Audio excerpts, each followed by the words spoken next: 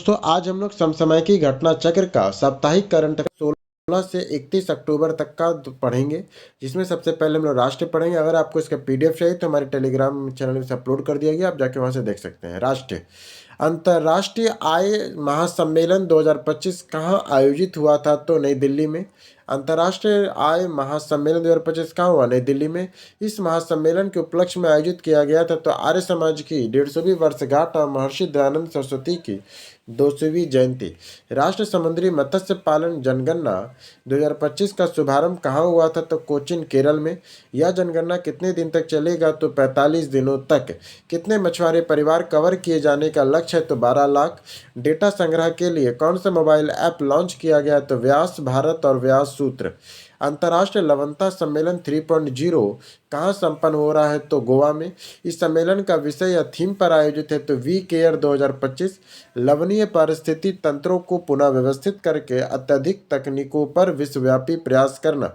इस सम्मेलन में किन संस्थाओं द्वारा आयोजित किया जाएगा? तो केंद्रीय मृदा लवणता अनुसंधान संस्थान करनाल हरियाणा और केंद्रीय तटीय कृषि अनुसंधान संस्थान गोवा में।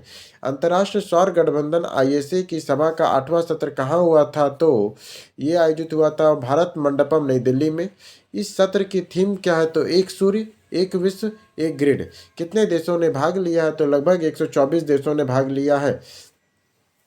किस संस्था ने विनिर्माण पुनर्कल्पना उन्नत विनिर्माण वैश्विक नेतृत्व के लिए भारत का रोडमैप का अनावरण किया है? तो नीति आयोग ने। इस अनावरण का विषय कहाँ किया गया है? इसका अनावरण कहाँ किया गया है? तो पुणे में। सेंडमैप में देश में सकल घरेलू उत्पाद के विनिर्माण में कितना योगदान का लक्ष्य रखा गया है? तो 25%। भारत ने जीआई ट्रेड इगडी नींबू कर्नाटक की और पुलियाकुड्डी नींबू तमिलनाडु का निर्यात पहली बार किस देश में किया है? तो यूनाइटेड किंगडम में किया है। यह निर्यात किस प्रकार का है? तो हवाई से किया है। निर्यात का मुख्य उद्देश्य क्या है? तो किसानों को सशक्त बनाना। भारत और श्रीलंका के बीच कृषि पर संयुक्त कार्य समूह JWG की पहली बैठक कहाँ आयोजित हुई है? तो नई दिल्ली में हुई है। श्रीलंका प्रतिनिधिमंडल ने कहाँ का दौरा किया है? तो भारतीय कृषि अनुसंधान संस्थान IARI पूसा नई दिल्ली का। बैठक का मुख्य फोकस क्या था? तो कृषि सहयोग करना। जैविक खेती पर क्या सहमति बनी? तो बढ़ावा। 10 नए एरो मेडिकल मूल्यांकन केंद्रों को किसने मंजूरी दी है? तो नागरिक उड्डयन महानिर्देशालय DGCA ने दी है। किसकी चित्कर्ष परीक्षण प्रक्रिया को सुव्यवस्थित और तेज करने के लिए कदम उठाया गया? DGCA लाइसेंस धारक पायलट का। कोयला शक्ति डैशबोर्ड का शुभारंभ किसने किया है? तो कोयला और खान मंत्री श्री जी किशन रेड्डी ने किया है। कौन सा प्लेटफॉर्म भूमि अधिशेषण प्रबंधन और गुणवत्ता से संबंधित है? तो कोयला भूमि अधिग्रहण प्रबंधन और भुगतान पोर्टल से CLAMP पोर्टल द्वारा किस प्रक्रिया को डिजिटल और पारदर्शी बनाने पर विशेष बल है? तो भूमि अधिग्रहण और मुआवजा पर। समृद्ध ग्राम फिजिटल सर्विसेज पायलट प्रोजेक्ट किस विभाग की पहल है? तो दूरसंचार विभाग का है। पायलट परियोजना का मूल उद्देश्य क्या है? तो ग्रामीण क्षेत्रों में भौतिक और डिजिटल सेवाएं देना। हिंद प्रशांत क्षेत्रीय संवाद 2025 कहाँ संपन्न हुआ? तो नई दिल्ली में हुआ। यह भारतीय नौसेना का किस प्रकार का संवाद था? तो वार्षिक शीर्ष स्तरीय राजनीतिक संवाद था। वर्ष 2025 में इसका आयोजन का विषय क्या था? तो समग्र समुद्री सुरक्षा और विकास, क्षेत्रीय क्षमता निर्माण और क्षमता संवर्धन था। राष्ट्रीय ई विधान एप्लीकेशन नेवा का तीसरा राष्ट्रीय सम्मेलन कहाँ संपन्न हुआ? तो नई दिल्ली में हुआ।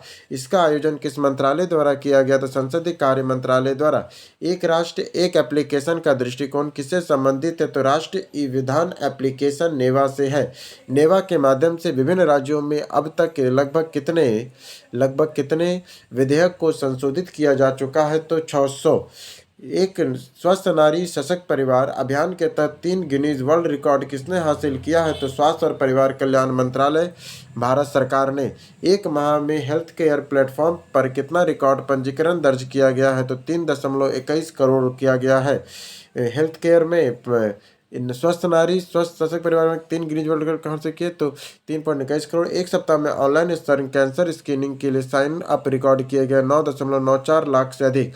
राज्य स्तर पे एक सप्ताह में vital sign online screening up record है तो 1.25 लाख से अधिक का। आदर्श युवा ग्राम सभा MYGS पहल का शुभारंभ कहाँ किया गया है, तो नई दिल्ली में। यह पहल किन मंत्रालय की संयुक्त प्रयास है, तो पंचायती राज मंत्रालय, शिक्षा मंत्रालय, स्कूली और साक्षरता और जनजातीय कार्य मंत्रालय का है।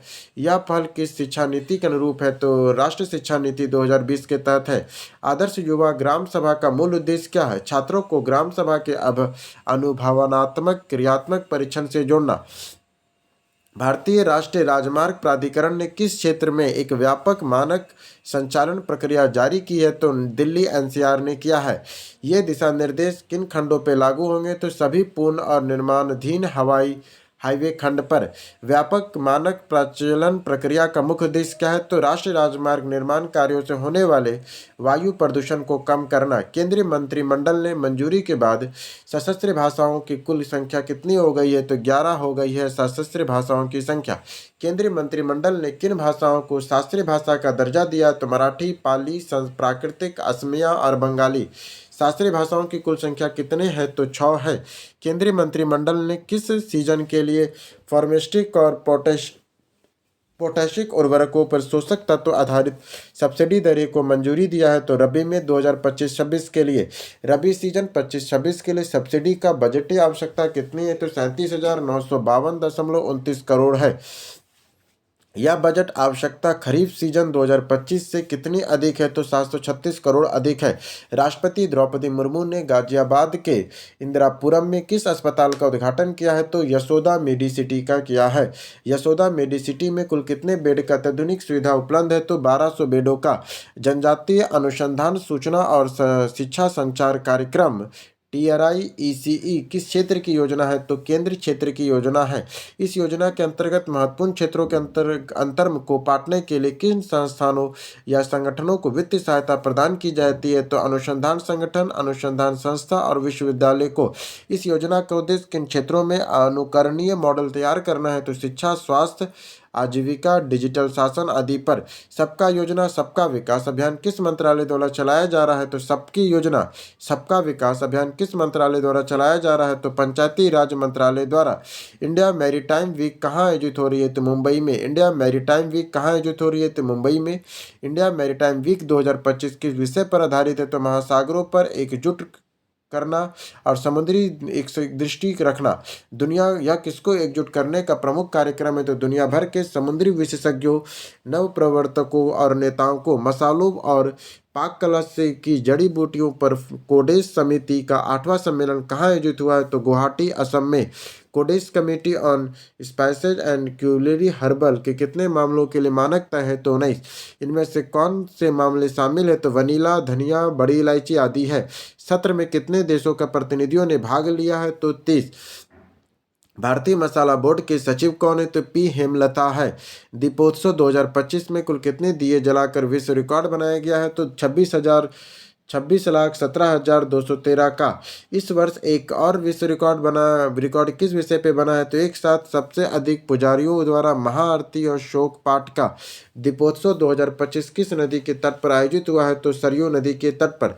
वर्ष 2025 में अयोध्या में कौन सा दीपोत्सव संस्करण आयोजित हुआ है, तो 9वां। किसने स्वास्थ्य प्रणालियों में कृत्रिम बुद्धिमत्ता AI के प्रभावशील और मापनीय अनुप्रयोग पर प्रकाश डालने वाले सार संक्षेप के लिए वैश्विक आह्वान किया है, तो इंडिया AI मिशन ने। इंडिया AI मिशन ने किसके सहयोग से यह आह्वान किया है, तो विश्व स्वास्थ्य संगठन के सहयोग से। चयनित प्रतिष्ठित को किस पुस्तक में एक अध्याय लिखने के लिए आमंत्रित किया गया है, तो वैश्विक दक्षिण में AI स्वास्थ्य योजना उपयोग में मामलों पर केसबुक। वास्तविक दुनिया में अनुभवों और सीखों को समाहित करने वाली इस कैशबुक का मुख्य उद्देश्य क्या है, तो स्वास्थ्य सेवा प्रणालियों के लिए जिम्मेदार AI अपनाने को मजबूत करना। इंडिया एआई मिशन भारत सरकार के किस मंत्रालय के तहत कार्य करता है? तो इलेक्ट्रॉनिक और सूचना प्रौद्योगिकी मंत्रालय के तहत। भारत चुनाव आयोग ने भारत चुनाव आयोग ने लोगों द्वारा शिकायत दर्ज करने के लिए किस ऐप को जोड़ा है? तो सी विजन ऐप से। कौन सी विजन ऐप का उपयोग कर शिकायत दर्ज कर सकता है? तो नागरिक और राजनीतिक दल। सी विजन ऐप किसके लिए उपयोगी है? तो आदर्श आचार संहिता के उल्लंघन की शिकायत दर्ज करने के लिए। आईटी नियम 2021 में संशोधन किस मंत्रालय ने अधिसूचित किया है? तो इलेक्ट्रॉनिक और सूचना प्रौद्योगिकी मंत्रालय ने। संशोधन का नाम क्या है? तो सूचना प्रौद्योगिकी मध्यस्थ दिशा निर्देश और डिजिटल मीडिया आचार संहिता संशोधन नियम 2025। संशोधन का मुख्य उद्देश्य क्या है? तो कंटेंट मॉडरेशन पर पारदर्शिता बढ़ाना। संशोधन किस अधिनियम के तहत होगा? तो सूचना प्रौद्योगिकी अधिनियम 2000 के तहत। सरकार ने खाद्य तेल नियमों को सख्त बनाने के लिए किस आदेश में संशोधन का अधिसूचित किया है? तो वनस्पति तेल उत्पादन और उपलब्धता विनिमय आदेश 2021 के तहत। संशोधन का मुख्य उद्देश्य क्या है? तो खाद्य तेल क्षेत्रों में बेहतर नियामक निगरानी और पारदर्शिता लाना। खोए हुए चोरी हुए मोबाइल फोन पे रिकवरी के लिए कौन सा भारतीय राज्य शीर्ष प्रदान करता है? तो वो है तेलंगाना। 16 अक्टूबर तक तेलंगाना ने CEIR पोर्टल के माध्यम से सफलतापूर्वक कितने मोबाइल फ़ोन बरामद किए हैं? तो 1 लाख से अधिक मोबाइल फ़ोन बरामद किए हैं। CEIR का पूर्ण रूप क्या है? तो सेंट्रल इम्प्लीमेंट आइडेंटिटी रजिस्टर है। CEIR पोर्टल को शुरू में पायलट परियोजना के रूप में किस राज्य या क्षेत्रों में लॉन्च किया गया है? तो कर्नाटक, महाराष्ट्र, दिल्ली और पूर्वोत्तर राज्यों में। राज्य खुफिया निर्देशालय DRI द्वारा अवैध पटाखों को तस्करी से रोकने के लिए कौन सा ऑपरेशन चलाया जा रहा है? तो ऑपरेशन फायर ट्रेल।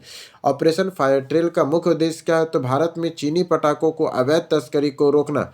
भारत में अंतर्राष्ट्रीय चावल सम्मेलन कहाँ आयोजित किया गया है? तो भारत मंडपम, नई दिल्ली में। राइस कॉन्फ्रेंस का मुख्य उद्देश्य क्या है? तो अंतर्राष्ट्रीय खाद्य आपूर्ति नेटवर्क में भारत की दृश्यता और भागीदारी को सशक्त बनाना। केंद्र सरकार द्वारा शुरू किए गए कपास क्रांति मिशन में कुल कितनी लागत है? तो 600 करोड़ रुपए है। कपास क्रांति मिशन का मुख्य उद्देश्य क्या है? तो उच्च उत्पादकता वाले लंबे रेशा वाले कपास की खेती को प्रोत्साहित करना। किस राज्य में किसानों ने सफलतापूर्वक हाई डेंसिटी प्लांटेशन HDP विधि अपनाई है? तो महाराष्ट्र में। महाराष्ट्र का कौन सा जिला HDP विधि की सफलता के लिए मुख्य रूप से जाना गया है? तो अकोला है। इस पद्धति में किस राज्य में क्रियान्वित करने की योजना है? तो तेलंगाना में है। कपास क्रांति मिशन के तहत लॉन्च किए गए मोबाइल ऐप का नाम क्या है? तो कपास किसान ऐप है। प्रधानमंत्री गति शक्ति के तहत समूह में 100वां सत्र कहाँ आयोजित हो रहा है? तो नेटवर्क प्लानिंग ग्रुप NPG में। 100वें NPG सत्र का मुख्य एजेंडा क्या है? तो मुख्य अवसंरचना पहलों का मूल्यांकन करना। 16वें अंतर्राष्ट्रीय रेलवे उपकरण प्रदर्शनी का उद्घाटन किसने किया है? तो केंद्रीय रेल मंत्री अश्विनी वैष्णव ने किया है। अंतर्राष्ट्रीय रेलवे उपकरण प्रदर्शनी 2025 कहाँ आयोजित हो रहा है? तो भारत मंडपम, नई दिल्ली में। IREE कार्यक्रम भारत निर्याताओं को कौन सा मंच प्रदान करेगा? तो अंतर्राष्ट्रीय स्तर पर नवाचार प्रदर्शित करने का मंच। 2025 की प्रदर्शनी में कितनी कंपनियों ने भाग लिया है? तो 450 से अधिक 15 से अधिक देशों में। IREE 2025 किस प्रकार की प्रौद्योगिकी प्रदर्शित की गई है? तो अत्याधुनिक रेलवे और मेट्रो प्रौद्योगिकी को। पिछले 11 वर्षों में कितने किलोमीटर रेलवे लाइन का विद्युतीकरण किया गया है? लगभग में 46,000 किलोमीटर का। गूगल ने AI हब कहाँ स्थापित करने की घोषणा किया है? तो विशाखापट्टनम, आंध्र प्रदेश में। 5 वर्षों में 2026 से 30 तक निवेश की राशि कितनी है? तो 15 बिलियन अमेरिकी डॉलर है। इवेंट का नाम क्या है? तो भारत AI शक्ति। कितने देशों में AI नेटवर्क का हिस्सा होगा? तो 12 देशों में। निवेश का मुख्य लक्ष्य क्या है? तो AI इनोवेशन और डिजिटल ट्रांसफॉर्मेशन करना है। वर्ष 2025 में हेनले पासपोर्ट इंडेक्स में भारत की रैंक कितनी है? तो 85वां है। रैंकिंग में कितने योगदान की गिरावट आई है? तो 5 का गिरावट आया, क्योंकि 2024 में हम लोग 80वें स्थान पर थे। इंडेक्स कौन जारी करता है? तो हेनले एंड पार्टनर्स करता है।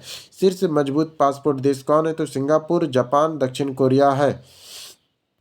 भारत के 85वें स्थान पर किस देश के साथ साझा करता है? तो मॉरिटेनिया के साथ करता है। दुनिया का सबसे कमजोर पासपोर्ट किसका है? तो अफगानिस्तान का है। आयरन व्हील ऑन यूनिटी नामक साइकिल अभियान किस मंत्रालय द्वारा आयोजित किया गया है? तो युवा मामले और खेल मंत्रालय के द्वारा। अभियान का आयोजन किसकी जयंती के उपलक्ष्य में हो रहा है? तो सरदार वल्लभ भाई पटेल की 150वीं जयंती पर। मुख्य साइकिलिंग अभियान कहाँ शुरू हुआ है? तो श्रीनगर जम्मू एंड कश्मीर में 1480 किलोमीटर की दूरी तय करने हुए। तो इस साइकिल का अभियान का समापन कहाँ हुआ है? तो कन्याकुमारी तमिलनाडु में। विधिक सूचना प्रबंधन और ब्रीफिंग प्रणाली का सजीव मुकदमा डैशबोर्ड का उद्घाटन किसने किया है? तो केंद्रीय विधि न्याय मंत्री अर्जुन राम मेघवाल ने। विधिक सूचना प्रबंधन और ब्रीफिंग प्रणाली का सजीव मुकदमा डैशबोर्ड का उद्घाटन कहाँ हुआ है? तो नई दिल्ली में हुआ है।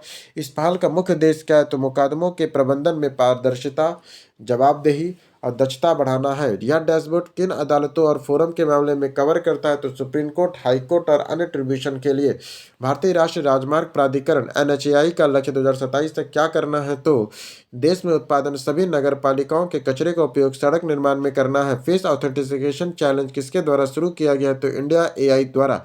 यह चैलेंज किस मंत्रालय के अंतर्गत आता है? तो इलेक्ट्रॉनिक और सूचना प्रौद्योगिकी मंत्रालय के तहत आता है। चैलेंज का मुख्य उद्देश्य क्या है? तो सामाजिक परीक्षाओं में पारदर्शिता, सत्यनिष्ठा को बढ़ाना। नागरिक पंजीकरण प्रणाली रिपोर्ट 2023 के अनुसार भारत में पंजीकृत जन्म की कुल संख्या कितनी है? तो 2,52,007 है। 2023 में पंजीकृत मौतों की संख्या 86,69,679 थी।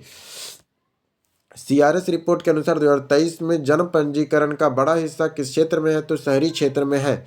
मैग्रोव इकोसिस्टम में सतत जलीय कृषि का वैश्विक तकनीक मान्यता किस संगठन ने दिया है? तो खाद्य और कृषि संगठन FAO ने दिया है। मैग्रोव इकोसिस्टम के सतत जलीय कृषि मॉडल कहाँ विकसित हुआ है? तो सुंदरबन पश्चिम बंगाल में हुआ है। यह किस कृषि पद्धति को बढ़ावा देती है? तो मैग्रोव के साथ जुड़ी जलीय कृषि को। भगोड़े अपराधियों के का प्रत्यर्पण चुनौती और रणनीति सम्मेलन का आयोजन कहाँ हो रहा है? तो केंद्रीय जांच ब्यूरो CBI में। सम्मेलन कहाँ आयोजित हुआ है? तो नई दिल्ली में हुआ है। भारत पोल पोर्टल किसने विकसित किया है? तो CBI ने किया है।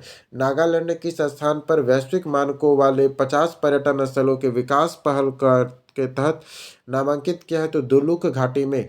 दुलुक घाटी विकास का प्रस्ताव अनुमानित लागत कितनी बताई गई है? तो लगभग में 250 करोड़ रुपए।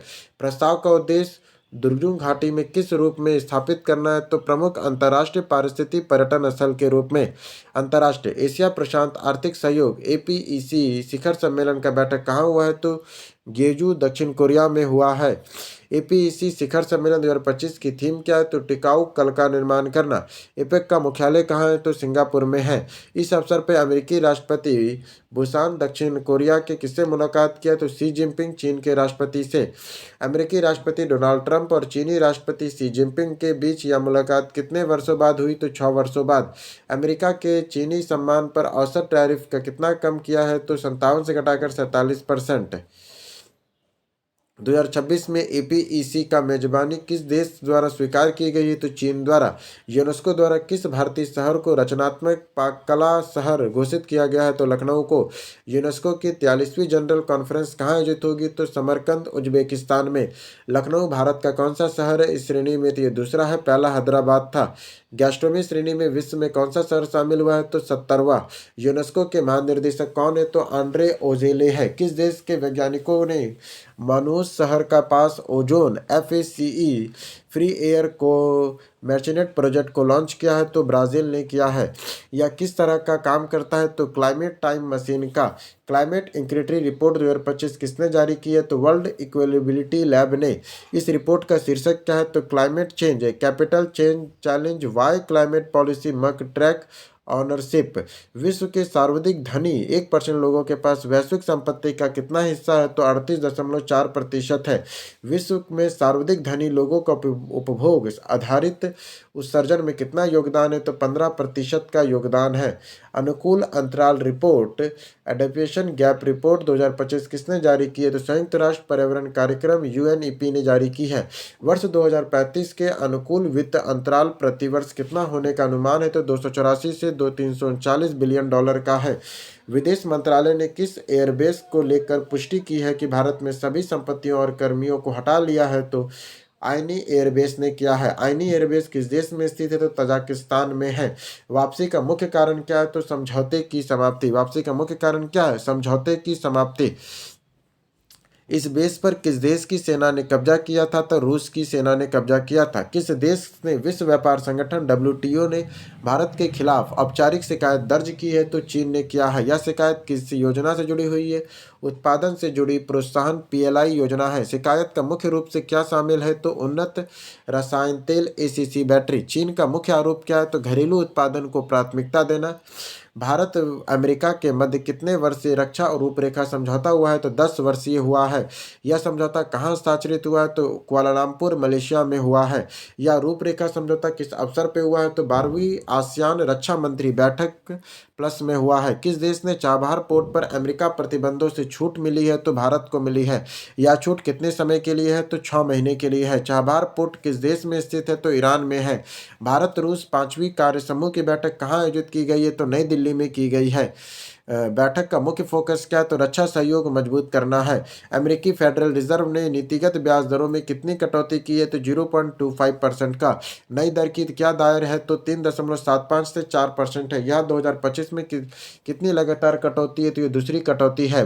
प्रधानमंत्री मोदी ने किस वर्ष को आसियान भारत समुद्री सहयोग वर्ष घोषित किया है? तो वर्ष 2026 को। प्रधानमंत्री मोदी ने आसियान शिखर सम्मेलन 2025 में किस रूप में भाग लिया? तो वर्चुअल माध्यम से लिया है। प्रधानमंत्री मोदी ने अपने संबंधों को किस दृष्टिकोण और लक्ष्य का उल्लेख किया है? तो आसियान सामुदायिक दृष्टिकोण 2024 और विकसित भारत 2047 का है। आइवरी कोस्ट में राष्ट्रपति आलासोने ओटोला ने लगातार किस कार्यकाल के लिए चुना गया है? तो चौथे कार्यकाल के लिए। प्रमुख प्रतिद्वंदी को क्यों अयोग्य घोषित किया गया? तो आपराधिक दोषसिद्धि और विदेशी नागरिकता के लिए। अटोला ने कितने प्रतिशत वोट हासिल किए हैं? तो 79.77%।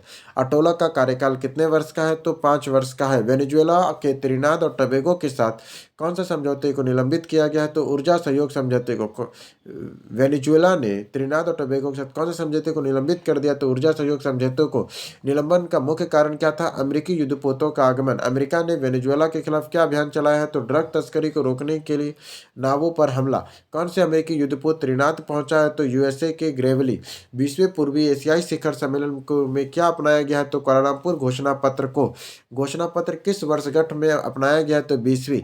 घोषणा पत्र ने किसकी प्रतिबद्धता की पुष्टि की है? तो शांति और स्थिरता की। मेजबान कौन था? तो मलेशियाई प्रधानमंत्री अनवर इब्राहिम। शिखर सम्मेलन का मुख्य उद्देश्य क्या था? पूर्वी एशिया में शांति और समृद्धि को बढ़ावा देना। भारत बेलारूस विदेश कार्यालय परामर्श का 8वां दौर कहाँ आयोजित हुआ? तो मिस्किन बेलारूस में हुआ। इस परामर्श के सह अध्यक्षता किस भारतीय अधिकारी ने की है? तो सचिव पश्चिमी CB जॉर्ज ने की है। बेलारूस ने किस अधिकारी के साथ सह अध्यक्षता की है? तो उप विदेश मंत्री लेगनी श्रेष्ठाकोव के साथ। परामर्श ने किस प्रकार के संबंधों की चर्चा की गई है? तो राजनीतिक, आर्थिक, सांस्कृतिक, पर्यटन, शिक्षा और वाणिज्यिक दूतावास संबंधी मामलों में। ताइवान ने किस संगठन ने चीनी मीटन केकड़ों के खेप जब्त की है? तो खाद्य और औषधि प्रशासन का है। केकड़ों में किस प्रतिबंधित दवा का अवशोषण किया गया है? तो सल्फा डिजाइनर का है। साला मुल्लारी किस चर्चा पर नेतृत्व करने वाली पहली महिला बनी है? तो चर्च ऑफ इंग्लैंड की बनी है। साला मुल्लारी को हाल ही में किस पद पर नियुक्त किया गया? तो कैडबरी की नई मुख्य धर्मस्थता का। किसे महिलाओं को आयरलैंड का राष्ट्रपति चुना है? तो कैथरीन कोलोनी को। 22वें आसियान भारत शिखर सम्मेलन का आयोजन कहाँ किया जा रहा है? तो कुआलालंपुर मलेशिया में। प्रधानमंत्री मोदी ने भागीदारी कैसी है? तो वर्चुअली है। शिखर सम्मेलन की मेजबानी किसने की है? तो मलेशियाई प्रधानमंत्री अनवर इब्राहिम ने किया है। वर्ष 2026 में को क्या घोषित किया गया? तो आसियान भारत समुद्री सहयोग वर्ष। 20वें एशिया शिखर सम्मेलन कहाँ आयोजित हुआ? तो कुआलालंपुर मलेशिया में। पूर्वी एशिया शिखर सम्मेलन 2025 में भारत का प्रतिनिधित्व किसने किया? तो S जयशंकर विदेश मंत्री ने। किस देश में आसियान का 11वां सदस्य बना है? तो पूर्वी तिमोर बना है।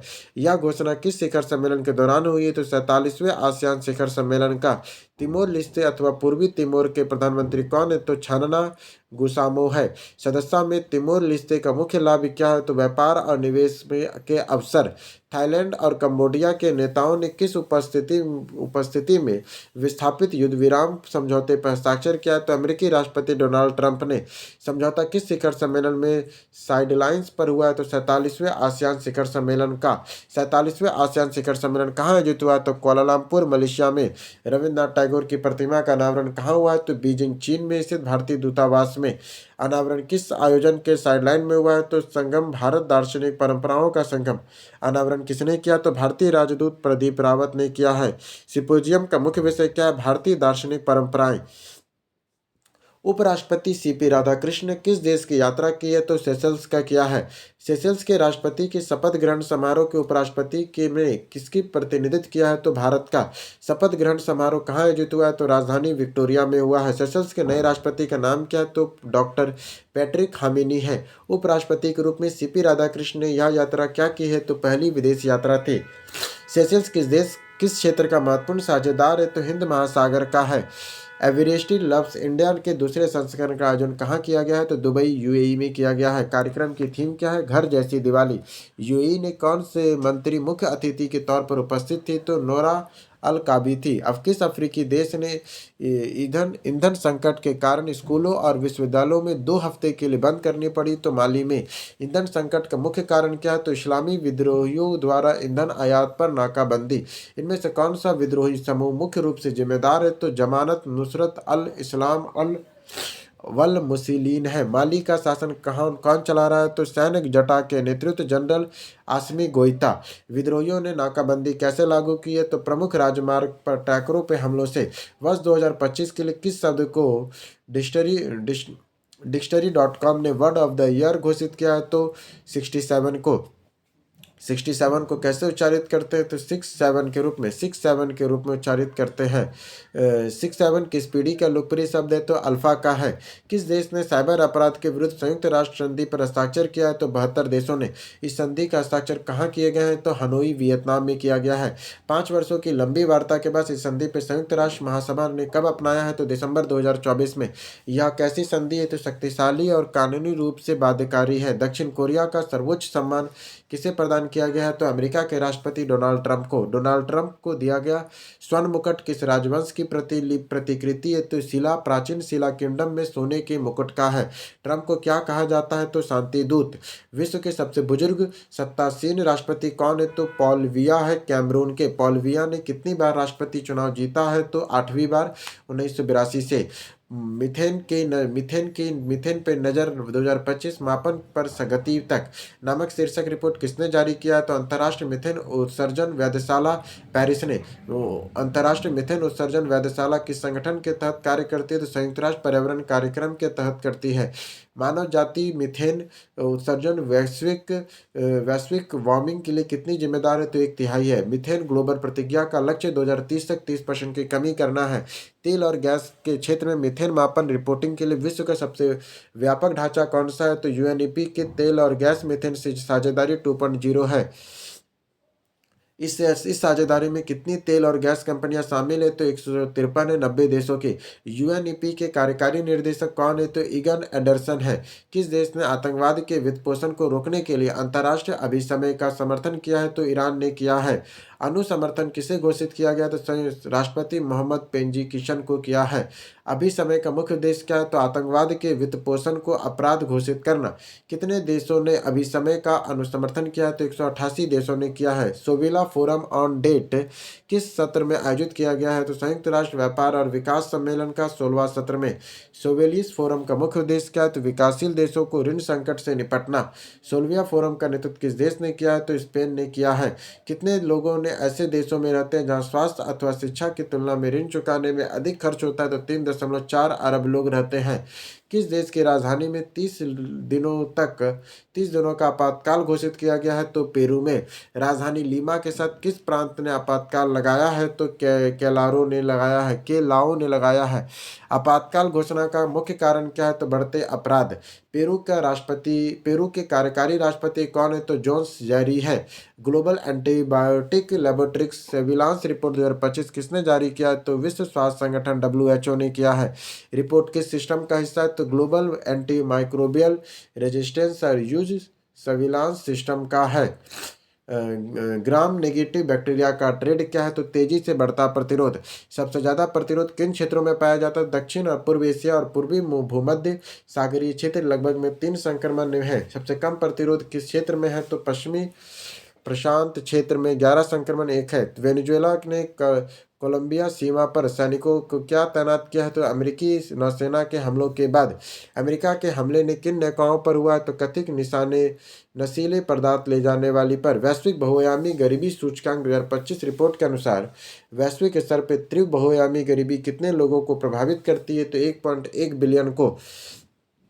रिपोर्ट कितने देशों को कवर करती है? तो 109 देशों को। संयुक्त राष्ट्र विकास कार्यक्रम यूएनडीपी ने यह रिपोर्ट किसके साथ मिलकर प्रकाशित किया है? तो ऑक्सफर्ड गरीबी और मानव विकास पहल के तहत। रिपोर्ट का शीर्षक क्या है? तो overlapping hardship poverty and climate hazard है। भारत में बहुआयामी गरीबी वर्ष 2005 से 6 के लिए 55.1% से घटकर 2015-16 में कितनी हो गई थी? तो 27.7%। 2019-21 में भारत में बहुआयामी दर घर की कितना हो गया? 16.4। वही 19 से 21 में फिर ये 23 बहुआयामी गरीबी पीड़ित पाए गए तो 23.18 करोड़ लोग। अंतर्राष्ट्रीय ऊर्जा एजेंसी की शीर्षक रिपोर्ट क्या है? तो deriving sustainable fuel pathway to 2035।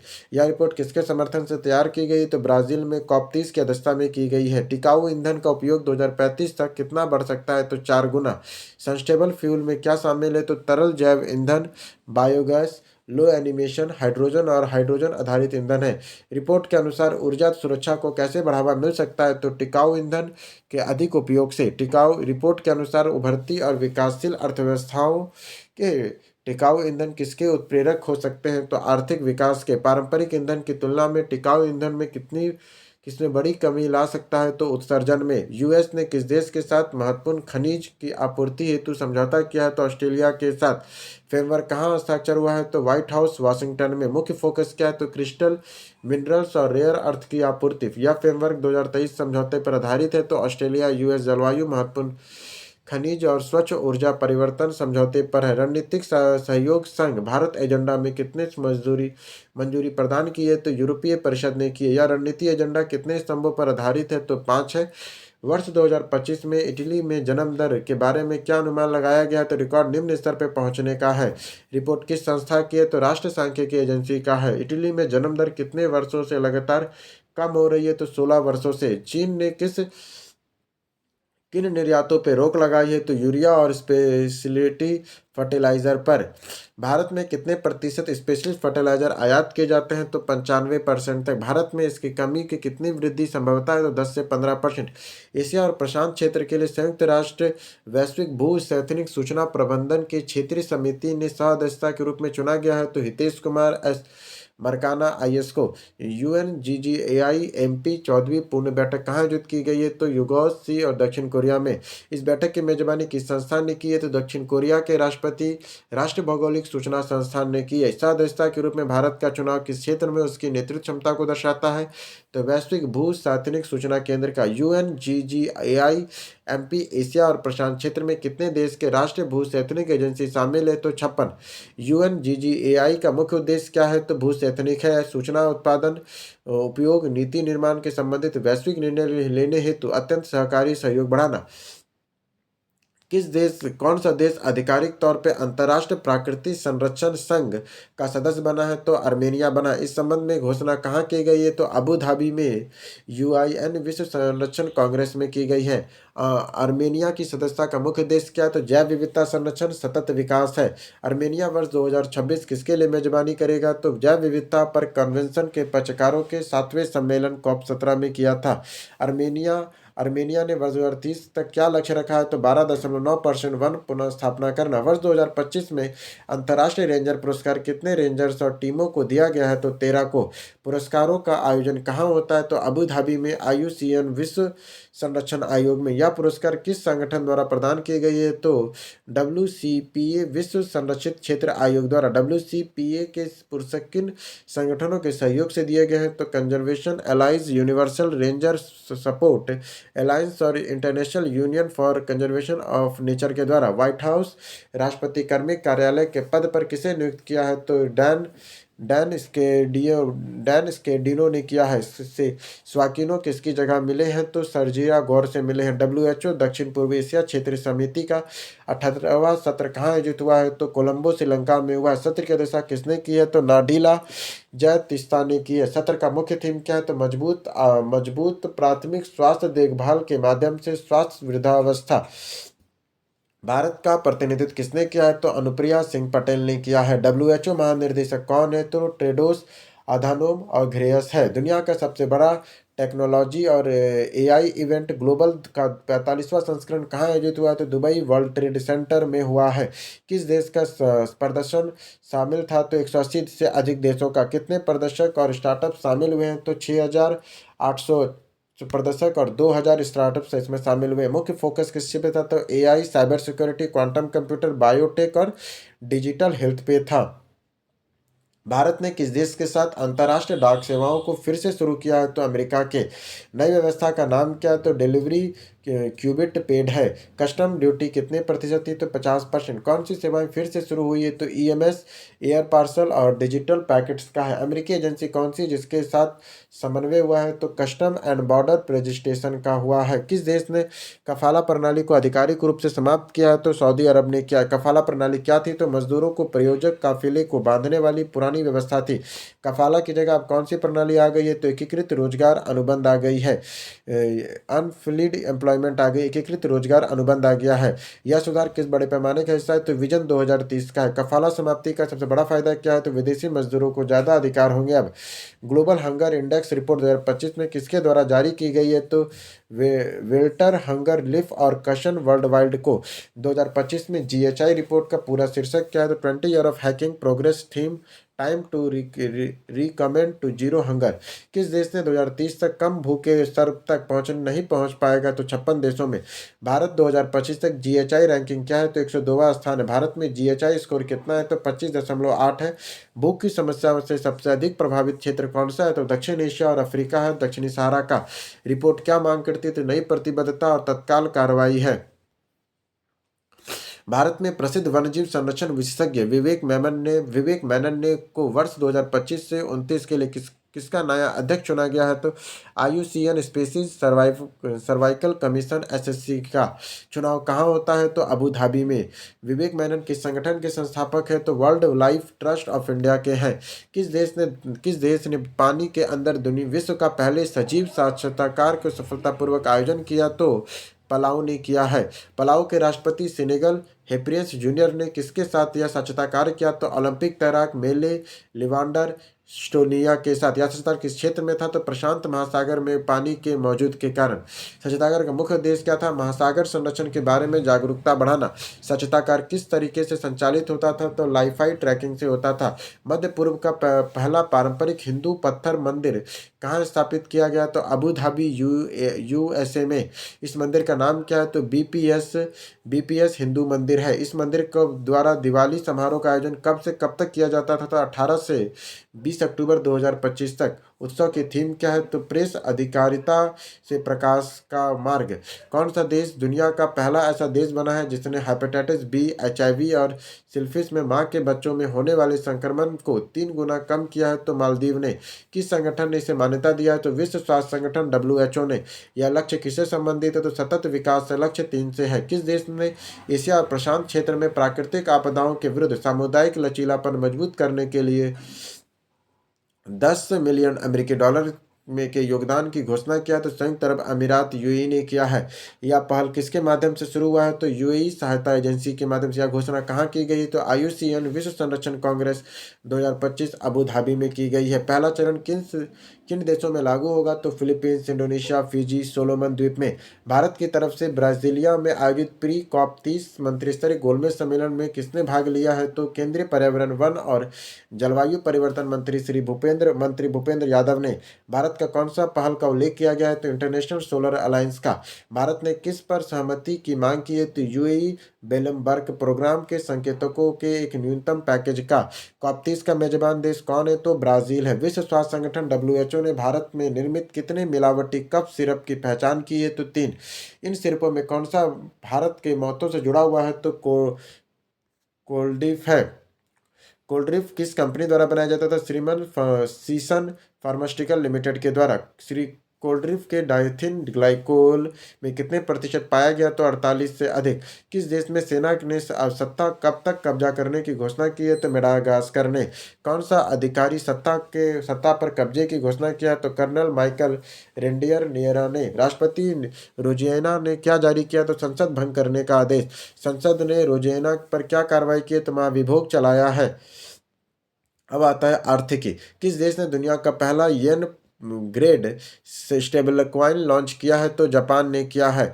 यह स्टेबल कॉइन किस स्टार्टअप द्वारा लाया गया है? तो जेपीवाईसी द्वारा। जेपीवाईसी किस अनुपात में 1:1 के प्रेगेड है? तो जापानी येन का। सितंबर 2025 में भारतीय प्रौद्योगिकी संस्थान आईआईपी की कितनी वृद्धि दर रही है? तो 4%। किस क्षेत्र में सितंबर 2025 में भारत ने प्रौद्योगिकी वृद्धि दर का नेतृत्व किया था? तो विनिर्माण क्षेत्र ने। विनिर्माण क्षेत्र वृद्धि दर 4.8% है। सितंबर 2025 में बिजली उत्पादन में कितनी वृद्धि हुई है? 3.1% का हुआ। अगस्त 2025 में किस के लिए औद्योगिक उत्पादन सूचकांक में के संशोधित वृद्धि दर 4.1% है। इलेक्ट्रॉनिक घटक विनिर्माण योजना ECMS के तहत कितने प्रोजेक्ट को मंजूरी दी गई है? तो 7 परियोजनाओं को दी गई है। ECMS के तहत एकीकृत कुल निवेश कितना है? तो 5,532 करोड़ है। ECMS परियोजना के उपेक्षित उत्पादन मूल्य कितना है? तो 36,569 करोड़ रुपए है। ECMS योजना का मुख्य उद्देश्य क्या है? तो इलेक्ट्रॉनिक घटक निर्माण में आत्मनिर्भर भारत का है। स्वीकृत इकाइयां किन प्रदेशों में फैली हुई है? तो तमिलनाडु, आंध्र प्रदेश, मध्य प्रदेश में है। 17 अक्टूबर 2025 को समाप्त सप्ताह में भारत के विदेशी मुद्रा भंडार में कितनी वृद्धि हुई है? तो $4.5 बिलियन की हुई है। 17 अक्टूबर 2025 को भारत का कुल विदेशी मुद्रा भंडार कितना है? तो $702.3 बिलियन है। भारत में स्वर्ण भंडार कितनी वृद्धि हुई है? तो $6.2 बिलियन की हुई है। वृद्धि के बाद भारत में स्वर्ण भंडार का कुल मूल्य कितना हो गया? तो $108.5 बिलियन हो गया है। अंतर्राष्ट्रीय मुद्रा कोष IMF के साथ भारत की वर्तमान आरक्षित स्थिति कितना है? तो $4.62 बिलियन, $30 मिलियन कमी आया है। भारत के वर्तमान विदेशी मुद्रा भंडार में सोने का हिस्सा कितना है? तो लगभग में 15% है। भारत में डिजिटल भुगतान में वृद्धि किस रिपोर्ट ने उजागर किया है? तो भारतीय RBI के पेमेंट सिस्टम रिपोर्ट ने। भारत में नकद रहित परिवर्तन का नेतृत्व कौन सी प्रणाली करता है? तो यूनिफाइड पेमेंट इंटरफेस करता है, UPI। वर्ष 2025 में पहली छमाही में कुल आवेदन लेनदेन का मूल्य कितना है? तो 1,572 लाख करोड़ है। वर्ष 2025 में भुगतान मात्रा वॉल्यूम के संदर्भ में कितने प्रतिशत लेनदेन डिजिटल थे? तो 99.8% थे। कुल लेनदेन में वॉल्यूम में UPI का योगदान कितना है? तो 85% है। मूल्य के संदर्भ में कुल लेनदेन में UPI का योगदान कुल मूल्य के संदर्भ में UPI के कुल लेनदेन मात्र 9% था। कुल भुगतान प्रणाली में लेनदेन के मूल्य में सबसे बड़ा हिस्सा किसका है? तो real time gross settlement RTGS का है। कुल लेनदेन का मूल्य में कितना प्रतिशत हिस्सा RTGS द्वारा संभालता है? तो 69%। 2025 में पहली छमाही में UPI लेनदेन की मात्रा कितनी है? तो 10,637 करोड़ रुपए लेनदेन हुआ है। उसी अवधि में UPI का लेनदेन का कुल मूल्य कितना है? तो 143.3 लाख करोड़ रुपए है। विश्व का सर्वश्रेष्ठ उपभोक्ता बैंक 2025 में भारत का सर्वश्रेष्ठ बैंक 2025 पुरस्कार किसने जीता है? तो भारतीय स्टेट बैंक SBI ने जीता है। SBI ने यह पुरस्कार किस संगठन से प्रदान किया है? तो ग्लोबल फाइनेंस न्यूयॉर्क से। ग्लोबल फाइनेंस द्वारा SBI को किन उपलब्धियों के लिए मान्यता दी गई है? तो नवाचार, ग्राहक सेवा और वित्तीय समावेशन का है। SBI के अध्यक्ष कौन है? तो चल्ला श्रीनिवालु शेट्टी है। भारतीय रिजर्व बैंक द्वारा 2025 में शुरू किया गया चौथा वैश्विक हैकाथॉन का नाम क्या है? तो HARBI इन लीगर 2025 इनोवेशन फॉर ट्रांसफॉर्मेशन। हार्बिंग 2025 का मुख्य उद्देश्य क्या है? तो सुरक्षित, समावेशी और नवाचारी वित्तीय समाधान को प्रोत्साहित करना। यह हैकाथॉन किस विषय पर आधारित है? तो सुरक्षित बैंकिंग, पहचान, अखंडता और समावेशिता द्वारा संचालित। बैंकिंग कानून संशोधन अधिनियम 2025 के मुख्य प्रावधानों को लागू करने की घोषणा किसने किया? तो वित्त मंत्री भारत सरकार ने। नए कानून के तहत कोई जमा खाते और लॉकर हेतु अधिकतम कितने व्यापारियों को एक साथ अथवा क्रमिक रूप से नामित कर सकता है? तो 4 व्यक्तियों तक। यह अधिनियम बैंकों के लिए किन मानकों को सुदृढ़ करता है? तो शाही मानक को। सितंबर 2025 में भारत के 8 कोर उद्योगों के संयुक्त सूचकांक में कितनी वृद्धि दर्ज की गई है? तो 3%। अगस्त 2025 में कोर सेक्टर के अंतिम वृद्धि दर कितनी रही है? तो 6.5%। कोर सेक्टर उत्पादन के आंकड़े किस मंत्रालय ने जारी किए हैं? तो वाणिज्यिक और उद्योग मंत्रालय ने। सितंबर 2025 में किन उद्योगों को सकारात्मक वृद्धि दर्ज की गई है। तो इस्पात, सीमेंट, बिजली और उर्वरक में सितंबर 2025 में उर्वरक उत्पादन में वृद्धि दर क्या है? तो 1.6% है। सितंबर 2025 में सीमेंट उत्पादन की वृद्धि दर कितना है? तो 5.3% है। सितंबर 2025 में इस्पात उत्पादन वृद्धि दर कितना है? तो वो है 14.1% है। सितंबर 2025 में बिजली उत्पादन की वृद्धि दर कितना है? तो 2.1% है। सितंबर 2025 में कृषि मजदूरी के लिए खुदरा मुद्रास्फीति दर क्या थी? तो 0.07%। अगस्त 2025 में कृषि मजदूरों के लिए खुदरा मुद्रास्फीति दर कितनी है? तो 1.07% है। सितंबर 2025 में ग्रामीण मजदूरों के लिए खुदरा मुद्रास्फीति दर कितना है? तो 0.31% है। अगस्त 2025 में ग्रामीण मजदूरों के लिए खुदरा मुद्रास्फीति दर कितनी है? तो 1.26% है। सितंबर 2025 में कृषि मजदूरों के लिए उपभोक्ता मूल्य सूचकांक सीपीआई कितना है? तो 136.23 है। ग्रामीण मजदूरों के लिए भोक्ता मूल्य सूचकांक कितना है? तो 136.42 है। और कृषि मजदूरों के लिए खाद्य सूचकांक कितना गिरावट आया? तो 0.47 अंक का। वी राइज किस संगठन द्वारा शुरू किया गया? तो नीति आयोग और डीपी वर्ल्ड के द्वारा। वी राइज का पूर्ण रूप क्या है? तो women enterprises rising innovation and sustainable enterprises है। इसे नीति आयोग की महिला उद्यमिता मंच WEP ने किस पहल के तहत शुरू किया है? तो अवार्ड टू रिवॉर्ड पहल के तहत। इस कार्यक्रम के 3 मुख्य फोकस क्षेत्र कौन से हैं? तो मार्गदर्शन, व्यापार सुविधा और रणनीतिक साझेदारी है। महिला उद्यमिता मंच की स्थापना कब की गई थी? तो 2018 में। अवार्ड टू रिवॉर्ड पहल कब शुरू हुआ है? तो वर्ष 2023 में। वी राइज पहल का मुख्य लक्ष्य क्या है? तो महिला उद्यमियों को सशक्त बनाना और वैश्विक व्यापार के पहुंच बढ़ाना है। अब आ जाइए विज्ञान का। सार्वजनिक स्वास्थ्य प्रतीक वर्ष के SARS-CoV-2 के जीनोम परिसांचों की जांच के और बदलाव के विषय पर एक विशेष गोलमेज सम्मेलन कहाँ आयोजित किया गया? तो international centre for genetic engineering and biotechnology, नई दिल्ली में। इस कार्यक्रम में किन देशों के प्रमुख वैज्ञानिक, शोध प्रशासकों और संस्थागत प्रतिनिधियों ने हिस्सा लिया है? तो भारत और इटली ने। किस प्रसिद्ध भारतीय अंतरिक्ष वैज्ञानिक का 100 वर्ष की आयु में निधन हो गया? तो डॉक्टर एकनाथ वसंत चिटनिस का। डॉक्टर चिटनिस ने भारत के पहले रोबोट रॉकेट प्रक्षेपण स्थलों के रूप में किस स्थान का चयन किया है? तो और भूमिका निभाई है? तो थुम्बा, केरल में। डॉक्टर चिटनिस ने 1981 से 1985 तक इसरो के किस केंद्र का निर्देशक के रूप में कार्य किया है? तो अंतरिक्ष अनुप्रयोग केंद्र SAC अहमदाबाद में। डॉक्टर एकनाथ बसंत चिटनेस को भारत के किस नागरिक सम्मान से सम्मानित किया गया? तो पद्म भूषण से। भारत का पहला स्वदेशी एंटीबायोटिक कौन सा है? तो नेफ्रेटोमाइसिन है।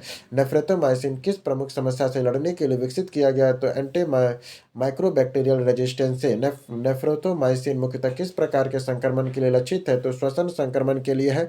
चंद्रयान-2 की पहली बार चंद्रमा के वायुमंडल पर किसके प्रभाव का अवलोकन करेगी? तो सूर्य के कोरोनल मास इंजेक्शन का है। चंद्रयान-2 किस उपकरण की सहायता से चंद्रमा के वायुमंडल का अवलोकन करने में सक्षम है? तो वो है चंद्र पर वायुमंडलीय संरचना एक्सप्लोरर 2 का है।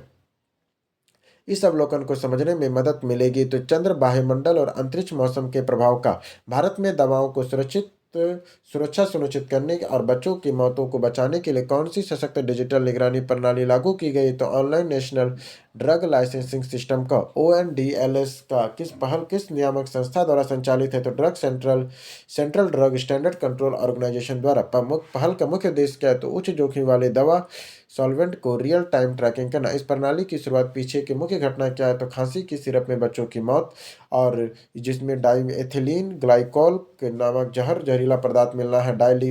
डाइएथिलीन ग्लाइकोल युक्त खांसी की सिरप में बच्चों की मौत भारत के किस राज्य में हुआ है? तो मध्य प्रदेश में हुआ है।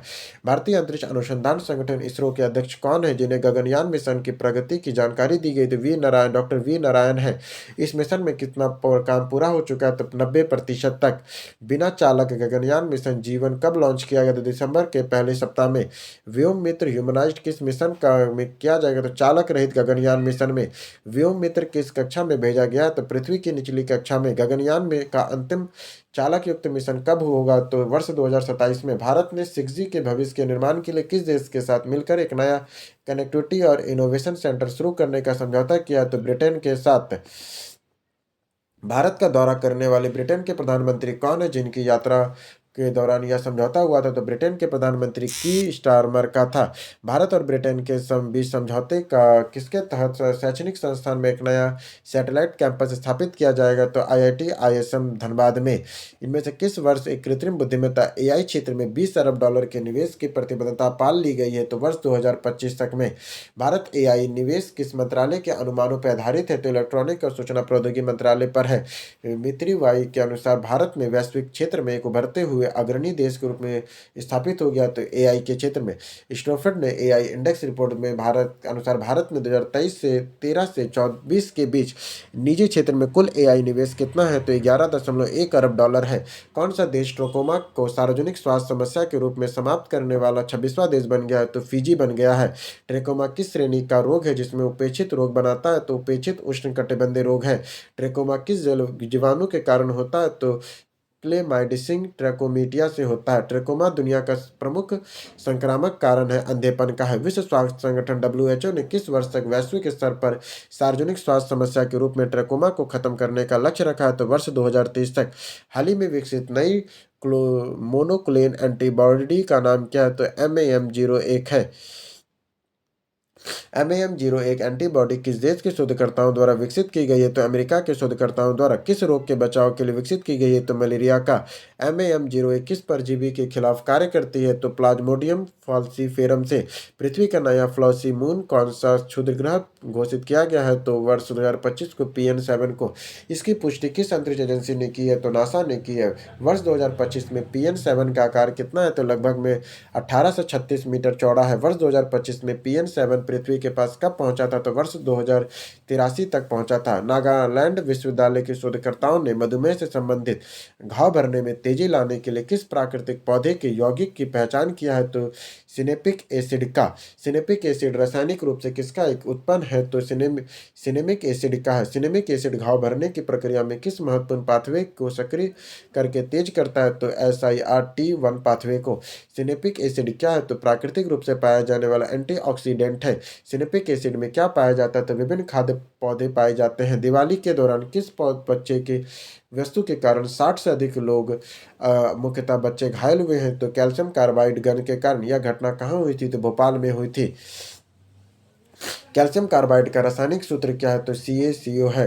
कैल्शियम कार्बाइड मुख्यतः किस गैस के उत्पादन का उपयोग करता है तो एसिटिलीन गैस का करता है। भारत में AI तैयार पीढ़ी AI रेडी जनरेशन का निर्माण के लिए किस प्रमुख कार्यक्रम की शुरुआत की है तो सिकलिंग फॉर AI रेडीनेस कार्यक्रम का है। सौर SAOR कार्यक्रम किस केंद्रीय मंत्रालय द्वारा लॉन्च किया गया है तो कौशल विकास और उद्यमिता मंत्रालय द्वारा। कार्यक्रम मुख्य रूप से किस आयु वर्ग के छात्रों और शिक्षकों पर केंद्रित है तो 6 से 12वीं तक के छात्रों के शिक्षकों के लिए है। केंद्रीय बजट 25-26 में शिक्षा के लिए आर्टिफिशियल इंटेलिजेंस उत्कृष्टता केंद्र स्थापित करने के लिए कितनी राशि आवंटित की गई तो 500 करोड़ रुपए। हाल ही में किस टीवी शो के एक एपिसोड के जनरेशन अल्फा के लिए 6 पैकेट सिंड्रोम के कारण अत्यधिक लाड़ प्यार से बहस छेड़ दिया तो कौन बनेगा करोड़पति ने। 6 पैकेट सिंड्रोम मूल रूप से किस देश के वन चाइल्ड पॉलिसी के दौरान उत्पन्न हुआ था तो चीन में। मिशन दृष्टि नामक उपग्रह किस भारतीय अंतरिक्ष तकनीक स्टार्टअप के ने लॉन्च किया है तो गैलेक्सी आई ने किया है।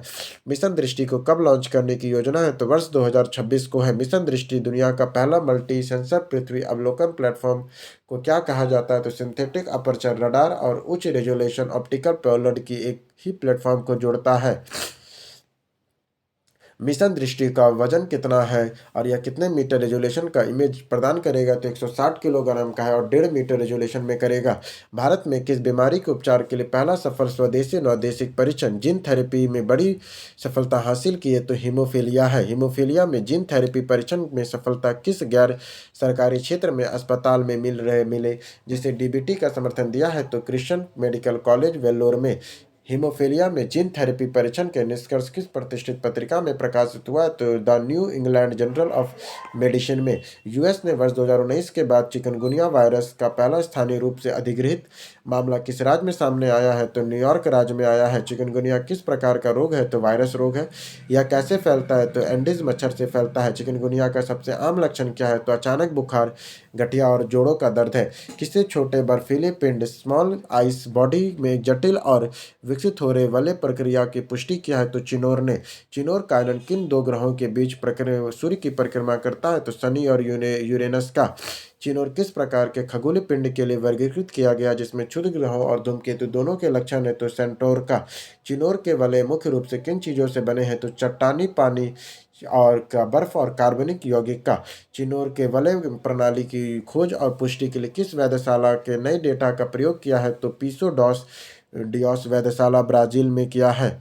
आर्टिफिशियल इंटेलिजेंस एआई का उपयोग करके किस ज्वालामुखी के नीचे भूवैज्ञानिक संरचनाओं की खोज की गई है तो कैंपी फ्रिगई का।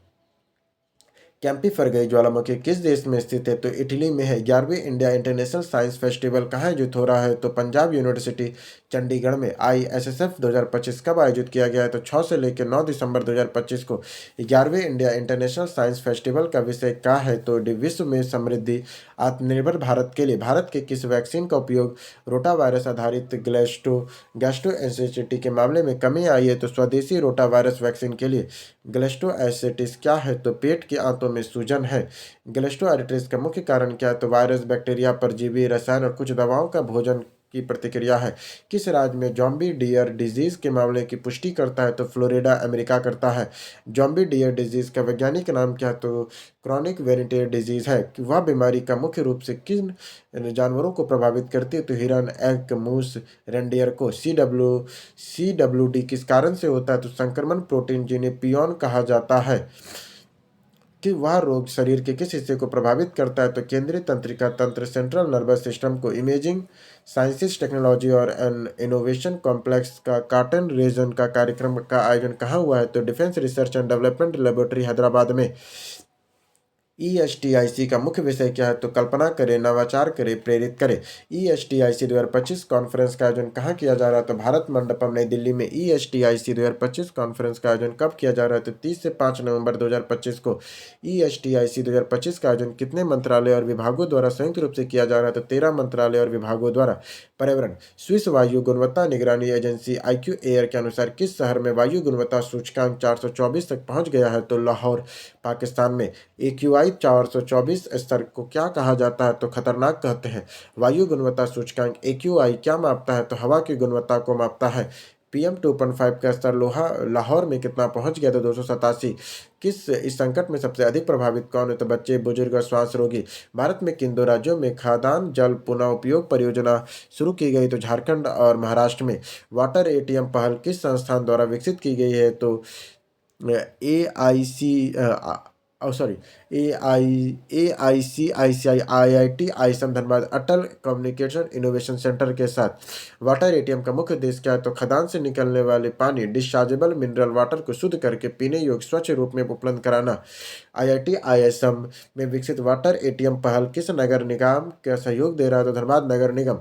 तुवालू ने हाल ही में किस वैश्विक संगठन की सदस्यता लिया है तो अंतर्राष्ट्रीय प्रकृति संरक्षण संघ IUCN ने। IUCN तुवालू कौन सा संक्रमित सदस्य बना है तो 90वां। तुवालू कहाँ स्थित है तो प्रशांत महासागर में है। अफगानिस्तान ने किस नदी पर बांध बनाने की योजना की घोषणा किया है तो कुनार नदी पर। अफगानिस्तान ने इस कदम को किस पड़ोसी देश में जल प्रवाह को बाधित करने की आशंका है तो पाकिस्तान में है। कुनार नदी को पाकिस्तान में किस नदी के नाम से जाना जाता है तो चित्राल के नाम से। कुनार नदी पे बांध बनाने का आदेश तालिबान के किस सर्वोच्च नेता ने दिया है तो हिबतुल्लाह अंबुजम दामा ने दिया है। भारत सरकार ने किस कंपनी को गांड्रे ultra super critical thermal plant को राष्ट्रीय बिजली ग्रिड से जोड़ने की अनुमति दी है तो अडानी पावर को। गोड्डा थर्मल प्लांट में कुल विद्युत उत्पादन क्षमता कितनी है तो 1600 मेगावाट है। इस प्लांट का मूल्य रूप से किस देश में बिजली निर्यात करने के लिए बनाया गया है तो बांग्लादेश में। सरकार ने इस निर्माण को भारत की किस नीति का एक ऐतिहासिक बदलाव माना है तो सीमा पार विद्युत व्यापार नीति और ग्रिड रणनीति का। Godda ultra super critical thermal plant Bharat के किस राज्य या किस जिले में है तो झारखंड गोड्डा जिले में है। भारत का कौन सा शहर पूरी तरह से वास्तविक समय बाढ़ पूर्वानुमान और शैक्षणिक निर्माण पर समर्थन प्रणाली लागू करने वाला पहला शहर बन गया है तो वो है चेन्नई। इस प्रणाली के किस प्रकार की आपदा पुनर्निर्माण प्रबंधन और त्वरित प्रतिक्रिया में लागू की गई तो शहरी बाढ़ में। वैश्विक वन अनुसंधान आकलन किस संस्थान द्वारा जारी किया गया तो खाद्य और कृषि संगठन FAO के द्वारा। यह रिपोर्ट कहाँ जारी की गई तो बाली इंडोनेशिया में। GFRA रिपोर्ट को और कौन सा संस्करण है तो 15वां संस्करण है। GFRA GFRA 2025 के अनुसार भारत में कुल वन क्षेत्र के मामले में विश्व में कौन सा स्थान है? तो 9वां स्थान है। भारत में कुल वन क्षेत्र कितना बताया गया है? तो लगभग में 72,72,739 हेक्टेयर को शुद्ध वर्षा वन क्षेत्र वृद्धि के मामले में भारत के विश्व में कौन सा स्थान है? तो तीसरा है। GFRA 2025 के अनुसार विश्व के कुल वन क्षेत्र में कितना है? तो लगभग में 4.41 बिलियन हेक्टेयर है। कुल भूमि क्षेत्र का लगभग में 32%। रिपोर्ट के अनुसार विश्व में सबसे अधिक वन क्षेत्र किस देश का है? तो रूस का है। 832.6 मिलियन हेक्टेयर है। रूस के बाद वन क्षेत्र में कौन सा देश शीर्ष पर है? तो ब्राजील, कनाडा, संयुक्त राज्य अमेरिका और चीन है। दिल्ली की वायु गुणवत्ता सूचकांक AQI 300 पार जाने पर वायु गुणवत्ता प्रबंधन आयोग CAQM और GRAP का कौन सा चरण लागू हो गया? तो दूसरा चरण। ये 300 से अधिक AQI किस श्रेणी के अंतर्गत आता है? तो बहुत खराब, वेरी पुअर के अंतर्गत आता है। 20 पेज हो गया, 13 पेज और है। GRAP पूर्ण रूप से क्या है? तो ग्रेडेड रिस्पॉन्स एक्शन प्लान है।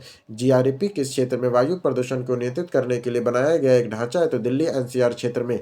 वनों के लिए वित्त की स्थिति 2025 रिपोर्ट किस संगठन द्वारा जारी की गई है? तो संयुक्त राष्ट्र पर्यावरण कार्यक्रम UNEP द्वारा। यह रिपोर्ट वनों के लिए वित्त की वैश्विक अवलोकन किस वर्ष के लिए प्रदान की जाती है? तो 2023 के लिए। वैश्विक वन्य लक्ष्यों को वर्ष 2030 तक पूरा करने के लिए वर्तमान प्रभाव और आवश्यक निवेश के बीच प्रतिवर्ष कितना वित्त पोषण अंतर का अनुमान लगाया गया है? तो प्रतिवर्ष 216 बिलियन अमेरिकी डॉलर का। रिपोर्ट के अनुसार 2023 में वनों के लिए वार्षिक निवेश कितना है? तो 84 बिलियन अमेरिकी डॉलर है। वैश्विक वन लक्ष्यों को पूरा करने के लिए 2030 तक वनों के वार्षिक निवेश में कितना गुना बढ़ाया गया है? तो 3 गुना करके 300 बिलियन अमेरिकी डॉलर को।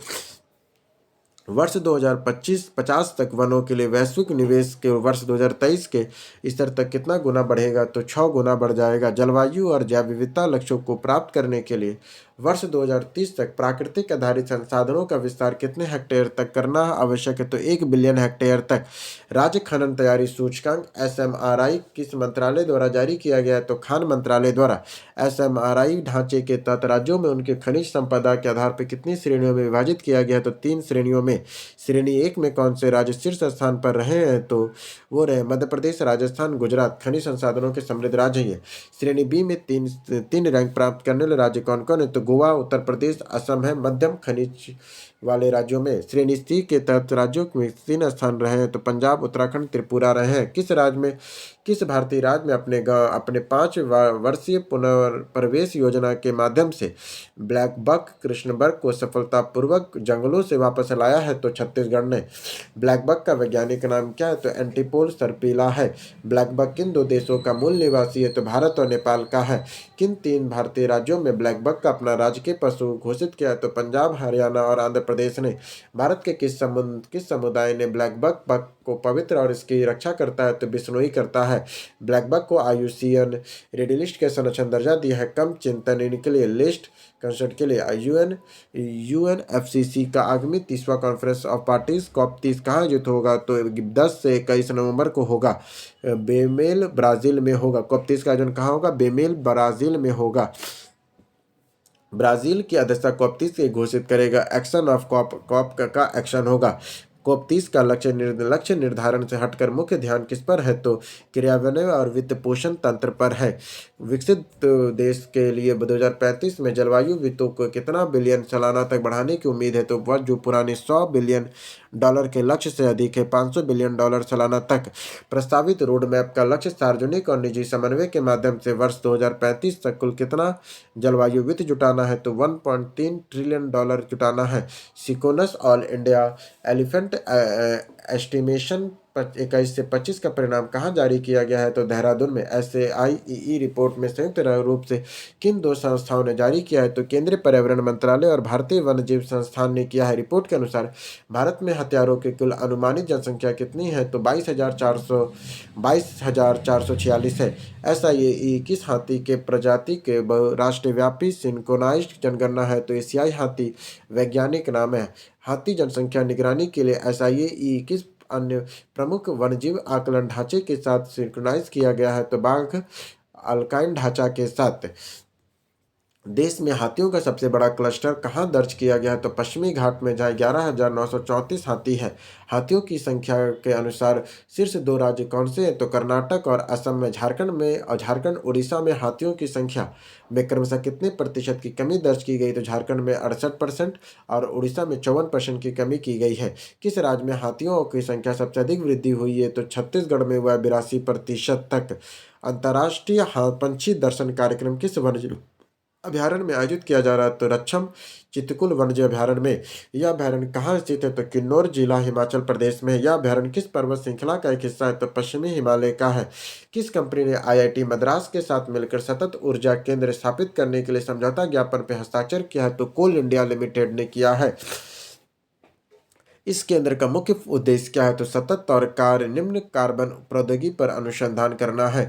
सतत ऊर्जा केंद्र की मेजबानी कौन सा संस्थान करेगा? तो आईआईटी मद्रास करेगा। एशिया में कार्बन कैप्चर स्टोरेज को बढ़ते समर्थन के लिए वर्ष 2050 में ग्रीनहाउस गैसों का लगभग कितने अतिरिक्त वृद्धि की हो सकती है? तो लगभग में 25 बिलियन टन का। यह चेतावनी किस वैश्विक जलवायु विज्ञान और नीति समर्थन संस्थान की नई रिपोर्ट ने दिया है? तो क्लाइमेट एनालिटिक्स ने दिया है। इस रिपोर्ट में किन देशों को सीसीबी के वर्तमान स्थिति का विश्लेषण किया जाएगा? तो भारत, जापान, दक्षिण कोरिया, इंडोनेशिया, मलेशिया, सिंगापुर और ऑस्ट्रेलिया करेगा। भारत और किस वैश्विक सम्मेलन से पहले अपने कार्बन कटौती के लक्ष्यों को अपडेट करने के लिए तैयार किया है? तो कॉप 30 नवंबर 2025 में।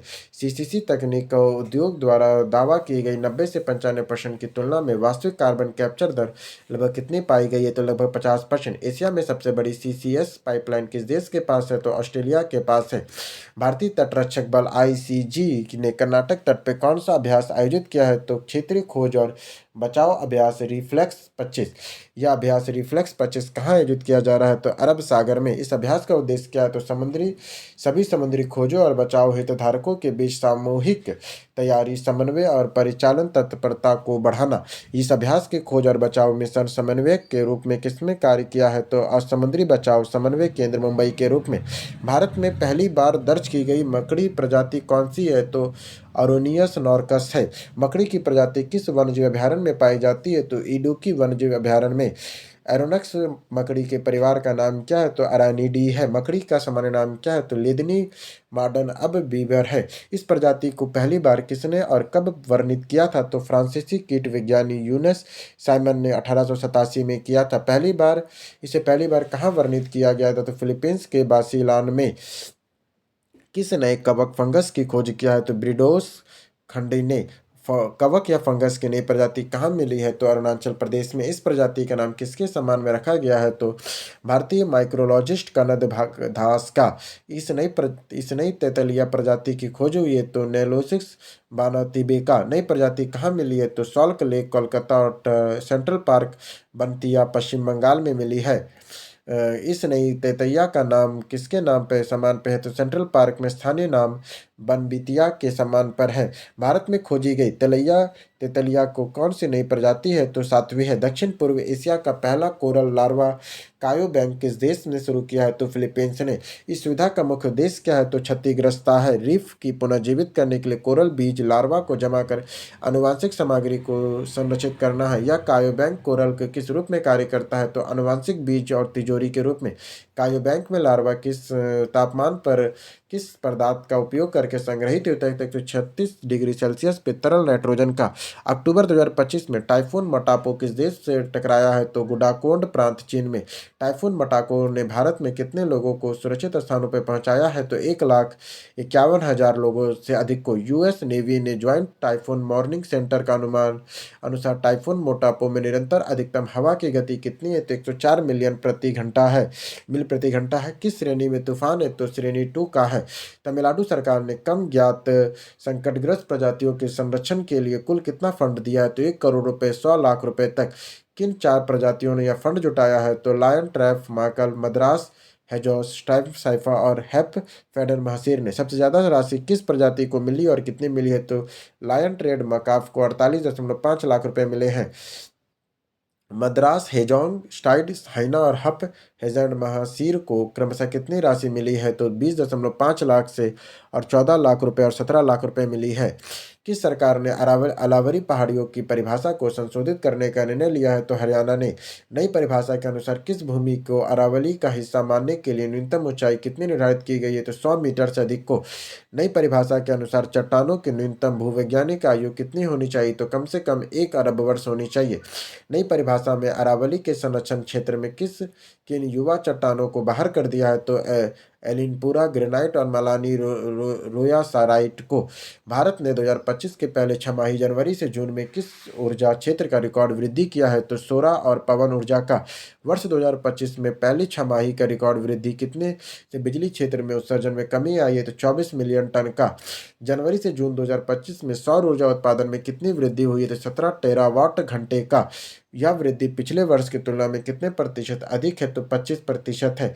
वर्ष 2025 के पहले छमाही में भारत में कुल बिजली उत्पादन में सौर ऊर्जा की हिस्सेदारी कितनी है? तो 9.2%। पिछले साल 7.4% थी। वर्ष 2025 के पहले छमाही में पवन ऊर्जा उत्पादन में कितनी वृद्धि हुई है? तो 11 टेरावाट घंटे का हुआ। यह वृद्धि पिछले वर्ष की तुलना में कितने प्रतिशत अधिक है? तो 29% है। वर्ष 2025 की पहली छमाही में पवन ऊर्जा की हिस्सेदारी बढ़कर कितनी हो गई है? तो 5.1% हो गई है। वर्ष 2025 की पहली छमाही में परमाणु ऊर्जा उत्पादन में कितनी वृद्धि हुई है? तो 14% का हुआ है। पनबिजली के उत्पादन में कितनी वृद्धि दर्ज की गई है? तो 17% की गई है। वर्ष 2025 के पहले छमाही में कोयला आधारित बिजली उत्पादन में कितना TWH में गिरावट आई है? तो 22 टेरावाट घंटे का। कोयला आधारित बिजली उत्पादन में कितने प्रतिशत की गिरावट आई है? तो 3.1% का। गैस आधारित बिजली उत्पादन में कितने तेजी से गिरावट आई है? तो 34% का। सुबनसिरी अपर जल विद्युत परियोजना किस भारतीय राज्य से संबंधित है जहां 2025 में व्यापक विरोध प्रदर्शन हुआ है? तो अरुणाचल प्रदेश में। प्रस्तावित सुबनगिरी अपर जल विद्युत परियोजना की क्षमता कितनी है?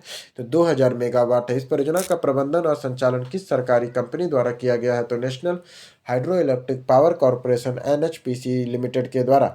यह परियोजना किस नदी में प्रस्तावित है? तो जो ब्रह्मपुत्र की एक सहायक नदी भी है, सुबनसिरी नदी है। इंटरनेशनल यूनियन फॉर कंजर्वेशन और नेचर IUCN ने हरे कछुए के रेड लिस्ट स्थिति की श्रेणी में अपग्रेड किया है, तो अति संकटग्रस्त से हटाकर कम चिंताजनक में। वर्ष 2070 के दशक में हरे समुद्री कछुओं की आबादी लगभग कितने प्रतिशत की वृद्धि हुई है? तो लगभग में 28% का। हरे समुद्री कछुओं में उष्णकटिबंधीय समुद्री वातावरण किस प्रकार प्रजाति है? तो कीस्टोन प्रजाति है। हाल ही में पेटेंट स्टॉक की प्रजाति किस अंतर्राष्ट्रीय उद्यान में 4 साल बाद के अंतराल में देखी गई? तो काजीरंगा राष्ट्रीय उद्यान असम में। IUCN रेड लिस्ट में पेटेंट स्टॉक का वर्तमान स्थिति क्या है? तो कम से कम चिंताजनक है। चक्रवात शक्ति का गठन भारतीय मौसम विज्ञान विभाग द्वारा किस समुद्री क्षेत्र को बताया गया है? तो अरब सागर को बताया गया है। गोवा के राज्य वन्यजीव बोर्ड SBWL ने किस देश के स्टेशन पे लॉ एस्क हैंडलिंग के प्रस्ताव को राष्ट्रीय वन्यजीव बोर्ड के सक्षम रखने की सिफारिश किया? तो कोमल रेलवे स्टेशन ने। कोमल रेलवे स्टेशन गोवा के किस संरक्षित क्षेत्र के भीतर स्थित है? तो भगवान महावीर वन्यजीव अभयारण्य और राष्ट्रीय उद्यान में है। रक्षा। हिंदुस्तान एरोनॉटिक लिमिटेड ने किस रूसी कंपनी के साथ SJ-100 विमान उत्पादन के लिए MOU पर हस्ताक्षर किया है? तो यूनाइटेड एयरक्राफ्ट कॉरपोरेशन ने किया है। यह MOU कहाँ हस्ताक्षरित हुआ है? तो मॉस्को रूस में हुआ है। SJ-100 किस प्रकार के नागरिक विमान है? तो ट्रिवन इंजन नैनो बॉडी है। इससे पहले भारत में क्या पहली बार हुआ था? तो पूर्ण यात्री विमान निर्माण हुआ था। SJ-100 पूरा नाम क्या है? तो सुखोई सुपर जेट 100 है। देश का पहला स्वदेशी विमान वाहक पोत कौन सा है? तो INS विक्रांत है। INS विक्रांत को किसने डिजाइन किया था? तो भारतीय नौसेना के वॉरशिप डिजाइनर ब्यूरो ने। INS विक्रांत का निर्माण कहाँ हुआ था? तो कोचिन शिपयार्ड लिमिटेड में। INS विक्रांत भारत में निर्मित सबसे बड़ा क्या है? तो युद्धपोत है। किस देश ने बैलिस्टिक मिसाइल परीक्षण किया है? तो रूस ने किया है। परीक्षण कहाँ किया गया है? तो नोवोया जमेया करना आर्कटिक में किया है। या कैसी मिसाइल है? तो परमाणु सुरक्षा को ले जाने में सक्षम क्रूज मिसाइल है। भारतीय तटरक्षक बल ICG में शामिल हो की गई तीव्र गति को 2 उन्नत गति शक्ति नौकायान का नाम क्या है? तो ICGM अजीत और ICGM अपरजित है। ये दोनों गश्ती नौकाएं किस शिपयार्ड द्वारा स्वदेशी तौर पर निर्मित की गई? तो गोवा शिपयार्ड लिमिटेड द्वारा। ICGS अजीत और ICGS अपरजित 8 गश्ती नौकायन का श्रृंखला में कौन से नंबर की नौकाएं हैं? तो 7वीं और 8वीं है। यह गश्ती नौकाओं का विस्थापित क्षमता की लंबाई कितनी है? तो 320 टन विस्थापन क्षमता 52 मीटर लंबाई है। इस गश्ती नौकाओं का जलावतरण किसके द्वारा किया जाता है? तो मंजू शर्मा के द्वारा। भारतीय नौसेना ने किस स्वदेशी निर्मित शिवालिक श्रेणी के पोत ने हाल ही में JISMI-25 अभ्यास में भाग लिया है। तो INS सह्याद्री ने GIMEX-25 किन दो देशों के बीच आयोजित किए गए एक समुद्री अभ्यास है? तो भारत और जापान के बीच में है। GIMEX-25 का हर्बर चरण किस जापानी बंदरगाह में संपन्न हुआ है? तो योकोसुका बंदरगाह में। JMX-25 के समुद्री चरण में भारतीय नौसेना के INS सह्याद्री के साथ जापानी मैरीटाइम सेल्फ डिफेंस फोर्स के किन जहाजों ने भाग लिया? तो जहाज असाही, ओमी, पनडुब्बी जिनसूर ने किया। भारत के किस क्षेत्रीय समूह के साथ अपनी तरह का पहला आतंकवाद रोधी परीक्षण आयोजित किया गया है? तो यूरोपीय संघ के साथ यह पहला आतंकवाद रोधी परीक्षण भारत कहाँ आयोजित कर रहा है? तो गुरुग्राम हरियाणा में कर रहा है। इस अभ्यास का मुख्य उद्देश्य किस तरह के उभरते खतरे को महत्वपूर्ण बुनियादी ढांचे की रक्षा करना है? तो मानव रहित हवाई प्रणाली यूएस में BOE 528 मगधगांव क्या है जिसे लॉन्च किया गया है? तो 18 अक्टूबर 2025 को। Anti submarine warfare shallow water craft पोत BY 528 मदगाल का निर्माण किस भारतीय शिपयार्ड द्वारा स्वदेशी रूप से किया गया है? तो कोचिन शिपयार्ड लिमिटेड, कोची ने। BY 528 मदगाल का जलांतरण कहाँ किया गया है? तो Cochin shipyard limited SCL, Kochi में किया गया है। श्रृंखला के 8 पनडुब्बी रोधी युद्धपोतों में BY 528 मदगाल कौन सा जहाज है? तो छठा है। BY 528 मदगाल जहाज का जलावतरण किया गया है रेणु राजाराम ने किया है। पुलिस स्मरण दिवस प्रतिवर्ष कब मनाया जाता है? तो 21 अक्टूबर को मनाया जाता है। 21 अक्टूबर को पुलिस स्मरण दिवस मनाए जाने के कारण क्या है? तो 21 अक्टूबर 1939 को लद्दाख के हॉट स्प्रिंग में चीनी सैनिकों के घात लगाकर किए गए हमले के 10 वीर पुलिसकर्मियों के प्राण की आहुति दी थी। राष्ट्रीय पुलिस स्मारक कहाँ स्थित है? तो चाणक्यपुरी, नई दिल्ली में है। प्रधानमंत्री नरेंद्र मोदी ने राष्ट्रीय पुलिस स्मारक का राष्ट्र कब समर्पित किया था? तो पुलिस संरक्षण दिवस 2025 में। रक्षा मंत्री राजनाथ सिंह ने किस स्थान पर टाइटेनियम और सुपरलॉय मटेरियल प्लांट राष्ट्र को समर्पित किया है? तो लखनऊ, उत्तर प्रदेश में। क्या नया प्लांट किस प्रकार के सामग्रियों का उत्पादन करेगा? तो टाइटेनियम, सुपर ऑयल और एरो इंजन और रक्षा उपकरणों के लिए महत्वपूर्ण रेयर मटेरियल का। टाइटेनियम के सुपर ऑयल मटेरियल प्लांट किस क्षेत्र के पहली निजी इकाई में से एक है? तो रक्षा और एरोस्पेस में है। 11वीं ACTM बर्बरजी लैंप 25 यार्ड का अधिष्ठापन समारोह कहाँ आयोजित किया गया है? तो नेवल डॉकयार्ड, मुंबई में। अधिष्ठापन समारोह का मुख्य अतिथि कौन है? तो कमांडर सुमित विष्णु दिजोर जीराम NND MMBI है। 11 ACTCM बर्ज के निर्माण और वितरण का अनुबंध किस कंपनी के साथ किया गया है? तो मेयर्स Suryadatta project private limited, Thane ने। मेयर्स सूर्यदत्ता प्रोजेक्ट प्राइवेट लिमिटेड किस श्रेणी का शिपयार्ड है? तो MSME, सूक्ष्म लघु और मध्यम उद्योग शिपयार्ड का है। वायु शक्ति के लिए महत्वपूर्ण प्रौद्योगिकी स्वदेशी विकास पर रणनीतिक दृष्टिकोण सम्मेलन का आयोजन किसने किया है? तो centre for aerospace and power and strategic studies ने किया। यह सम्मेलन कहाँ आयोजित होता है? तो नई दिल्ली में। सम्मेलन का उद्घाटन भाषण किसने दिया था? तो राजेश कुमार सिंह, रक्षा सचिव ने दिया था। रक्षा सचिव राजनाथ सिंह ने किस सुविधा के लिए नई उत्पादन लाइनों का उद्घाटन किया था? हिंदुस्तान एरोनॉटिक्स लिमिटेड HAL ने किया है। इस अवसर पर किन दो विमानों का उत्पादन लाइनों का उद्घाटन हुआ है? तो LCA तेजस MK-1A और तीसरी हिंदुस्तान ट्रोबो ट्रेनर का दूसरी उत्पादन लाइन का है। रक्षा मंत्री ने इस अवसर पर कौन सा पहला विमान औपचारिक रूप से रवाना किया है? तो LEC तेजस MK-1A का। स्पेस आर्किटेक्चर प्रोग्राम कब और कहाँ आयोजित किया जाएगा? तो तिरुवनंतपुरम, केरल में। स्पेस आउटरीच प्रोग्राम का उद्घाटन किसने किया है? तो केरल के राज्यपाल राजेश विश्वनाथ कालेकर ने किया। यह योजना का आयोजन किस संस्था द्वारा किया जाएगा? तो रक्षा लेखा नियंत्रक CGDA, चेन्नई द्वारा। राज्यपाल के रक्षा लेखा विभाग के केरल में किन दो जिलों में स्पर्श सेवा केंद्र खोलने का आग्रह किया है? तो इडुक्की और मल्लापुरम में किया है। प्रधानमंत्री नरेंद्र मोदी ने कौन सी नई रक्षा फैक्ट्री राष्ट्र को समर्पित किया है? तो एडवांस नाइट विजन फैक्ट्री का। यह फैक्ट्री आंध्र प्रदेश में कहाँ स्थित होगा? तो नीलूर, कृष्णा जिला, आंध्र प्रदेश में। इस फैक्ट्री की स्थापना किस सार्वजनिक क्षेत्र के उपक्रम द्वारा की गई? तो भारत इलेक्ट्रॉनिक लिमिटेड के द्वारा। इस फैक्ट्री में लगभग कितना निवेश होगा? तो लगभग में 360 करोड़ रुपए का निवेश होगा। संयुक्त राष्ट्र सैनिक योगदान के प्रमुख सम्मेलन 2025 का सम्मेलन किस देश की सेना द्वारा किया गया? तो भारतीय सेना द्वारा। UNTC मुख्य सम्मेलन 2025 कहाँ होगा? तो नई दिल्ली में होगा। कन्वेंशन में कुल कितने राष्ट्रों ने UNNCT प्रमुख के भाग लिया है? तो 32 राष्ट्रों ने। UNTS प्रमुख के सम्मेलन में भारत का प्रतिनिधित्व किसने किया है? तो स्थल सेना अध्यक्ष जनरल दीपेंद्र द्विवेदी ने किया है। अब हम लोग करेंगे विविध। अंतर्राष्ट्रीय एनिमेशन दिवस हर साल मनाया जाता है 28 अक्टूबर को।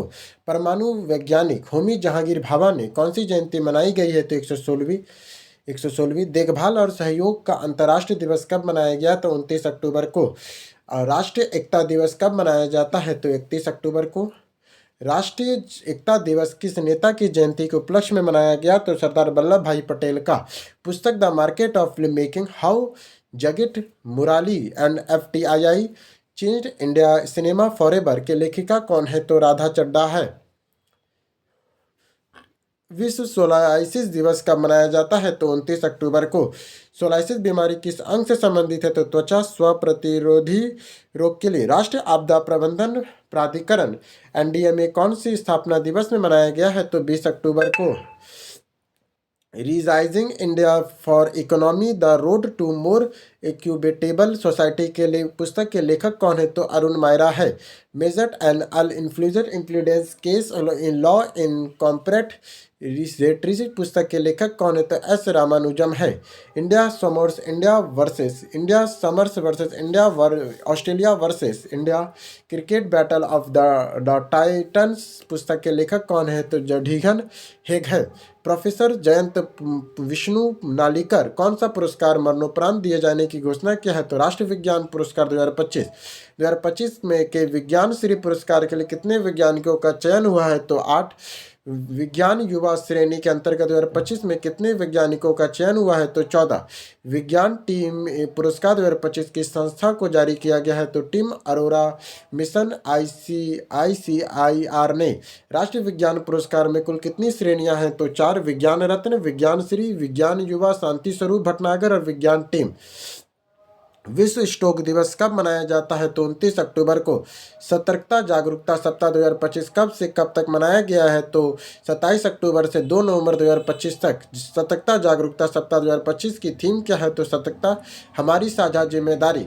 सतर्कता जागरूकता सप्ताह किस आयोग के भ्रष्टाचार के विरुद्ध पहल है? तो केंद्रीय सतर्कता आयोग CBC का है। ऑस्ट्रेलिया केलू गुआइन फिलिक्स पुरस्कार 2025 किसे प्रदान किया गया? तो वज्रा चंद्रशेखर श्रीलंका का। वज्रा चंद्रशेखरा को यह पुरस्कार किस उपन्यास के लिए मिला है? तो राकेश फेल के लिए मिला है। अर्शया केलू गुआइन पुरस्कार की राशि कितनी है? तो $25,000 है। 8वें केंद्रीय वेतन आयोग के अध्यक्ष किसे नियुक्त किया गया? तो न्यायमूर्ति रंजना प्रकाश देसाई को। आयोग के मेंबर सेक्रेटरी के रूप में किसे नियुक्त किया गया है? तो पेट्रोलियम मंत्रालय के सचिव पंकज जैन को। 8वें वेतन आयोग की रिपोर्ट कितने समय में प्रस्तुत की गई? तो 18 महीनों में। किस प्रसिद्ध प्लास्टिक सर्जन का 91 वर्ष की आयु में निधन हो गया है? तो डॉक्टर के मथंगी राधाकृष्ण का। उन्होंने भारत के किस क्षेत्र में बर्न केयर के अग्रणी माना है? तो दक्षिण भारत का। भारत का 53वां मुख्य न्यायाधीश CGI किसे नामित किया गया है? तो न्यायमूर्ति सूर्यकांत को। न्यायमूर्ति सूर्यकांत का कार्यकाल कितने समय का है? तो लगभग 15 महीने का है। न्यायमूर्ति सूर्यकांत किस न्यायालय से पहले जुड़े थे? तो पंजाब और हरियाणा उच्च न्यायालय से। पुस्तक the short history of AI के लेखक कौन है? तो टोबी वॉल्स है। पटना हाईकोर्ट के एक्टिंग चीफ जस्टिस के रूप में किसे नियुक्त किया गया है? तो जस्टिस सुधीर सिंह को। पैदल सेना दिवस कब मनाया जाता है? तो 27 अक्टूबर को। किस प्रसिद्ध अभिनेता ने 74 वर्ष की आयु में निधन हो गया है? तो सतीश शाह का निधन हो गया है। सतीश शाह किस लोकप्रिय टीवी शो के घर घर पहचाने गए? तो साराभाई वर्सेस साराबाई का। अनफिनिश्ड द थॉल ऑफ द थ्रेम्बूस द मॉडर्न डिक्शनरी पुस्तक के लेखक कौन है? तो स्टीफन फैक्टिस है। किस मशहूर विज्ञापन हस्ती का 70 वर्ष की आयु में निधन हो गया? तो पीयूष पांडे का। उन्हें किस वर्ष पद्मश्री से सम्मानित किया गया? तो वर्ष 2016 में। वर्ष 2024 में पीयूष पांडे ने कहा पहला रिकॉर्ड दर्ज किया है? तो पहले एशियाई जूरी अध्यक्ष का। वर्ष 2024 में पीयूष पांडे ने किस आयोजन में जूरी अध्यक्ष के रूप में कार्य किया है? तो कांस लायर इंटरनेशनल फेस्टिवल ऑफ क्रिएटिविटी में। भारत तिब्बत सीमा पुलिस का कौन सा स्थापना दिवस मनाया गया है? तो 64वां। वर्ष 2025 के सवाखोर प्राइज किसे संयुक्त रूप से देने की घोषणा की गई? तो बेलारूस के पत्रकार आंद्रे पोजेबुत और जॉर्जिया के पत्रकार मिजिएरा आर्गाबेरी को। सखाराउस पुरस्कार किससे घोषित किया गया? तो यूरोपीय संसद अध्यक्ष रोबेर्टा मेसोला को। सखारोवी प्राइज किस संस्थान का सर्वोच्च मानवाधिकार सम्मान दिया जाता है? तो यूरोपीय संसद का। जम्मू कश्मीर विलय दिवस कब मनाया गया है? तो 26 अक्टूबर को। अंतर्राष्ट्रीय हिम तेंदुआ दिवस कब मनाया जाता है? तो 23 अक्टूबर को। अंतर्राष्ट्रीय हिम तेंदुआ दिवस पर जागरूकता बढ़ाने के लिए किस अभियान की शुरुआत की गई? तो 23 पहल का मुख्य संदेश क्या है? तो 23 मिनट शारीरिक गतिविधियों से जागरूकता के लिए। हाल ही में संपन्न प्रथम हिम तेंदुआ जनगणना में भारत में कुल कितने हिम तेंदुए दर्ज किए गए हैं? तो 718। उन्हीं आंकड़ों के अनुसार लद्दाख में कितने हिम तेंदुए दर्ज हुए हैं? तो 477। विश्व पोलियो दिवस कब मनाया जाता है? तो 24 अक्टूबर को। वर्ष 2025 की थीम क्या है? तो पोलियो का अंत, हर बच्चा, हर टीका, हर जगह। मोदी जी मिशन पुस्तक के लेखक कौन है? तो बर्जिस देसाई है। नवनिर्मित केंद्रीय वस्तु और सेवा कर सीजीएसटी भवन का उद्घाटन कहाँ किया गया है? तो गाजियाबाद, उत्तर प्रदेश में।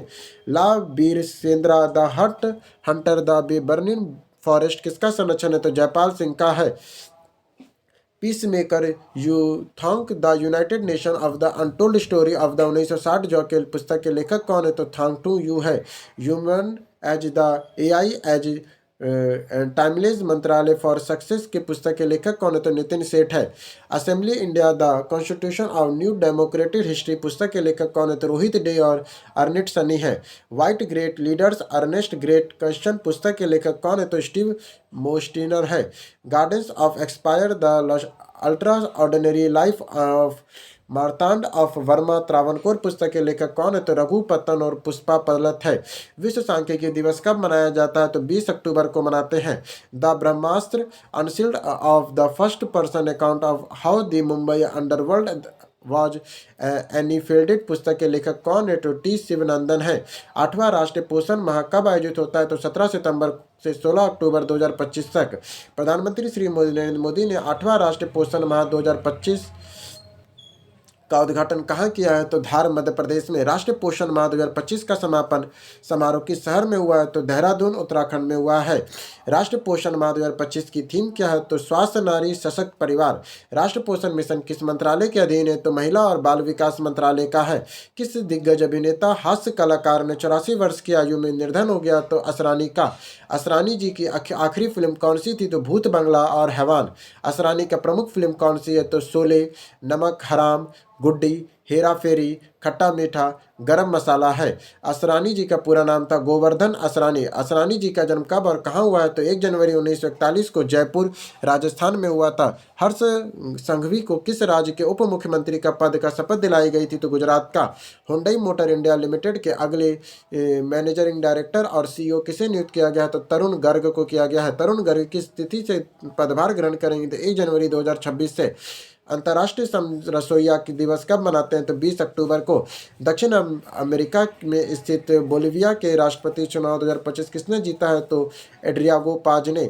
एड्रियागो पाज किस प्रतिद्वंदी को हराया है? तो जॉर्ज टूटो विरोगा को। एड्रियागो पाज ने कितने प्रतिशत वोट मिले हैं? तो 54.5% वोट मिले हैं। मोसाको नोजोकावा को जापान के किस पुरस्कार से सम्मानित किया गया है? तो person of the culture merit से। मोसाको नोजावा किस प्रसिद्ध एनिमेशन श्रृंखला में मुख्य पात्र की आवाज देने के जाने जाते हैं? तो ड्रैगन वॉल को। मोसाको जोनावा ने यह सम्मान प्राप्त करने वाली पहली किस क्षेत्र की पहली व्यक्ति बनी है? तो ड्रिबिंग या स्वर अभिनेता का।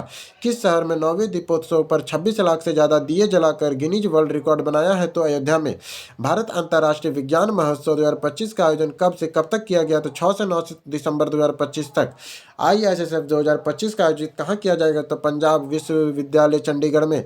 ISSF 2025 विषय क्या है? तो विज्ञान से समृद्धि आत्मनिर्भर भारत के लिए। अंतर्राष्ट्रीय हिम तेंदुआ दिवस कब मनाया जाता है? तो 23 अक्टूबर को। विश्व बौद्धिक संपदा संगठन विपो के न्यायाधीश सलाहकार के बोर्ड के अध्यक्ष के रूप में किसे नियुक्त किया है? तो जस्टिस प्रतिभा एम सिंह को। जस्टिस प्रतिभा एम सिंह किस न्यायालय से संबंधित है? तो दिल्ली उच्च न्यायालय से है। जस्टिस प्रतिभा एम सिंह का कार्यकाल कितने वर्ष का है? तो 2 वर्ष 2025 से 27 के लिए है। ब्रिटिश अकादमी पुरस्कार 2025 किसे प्रदान किया गया है? तो सुनील अमृत को। सुनील अमृत का पुरस्कार का नाम क्या है जिन्होंने यह पुरस्कार मिला था? Burning earth and innovation history of last 500 year.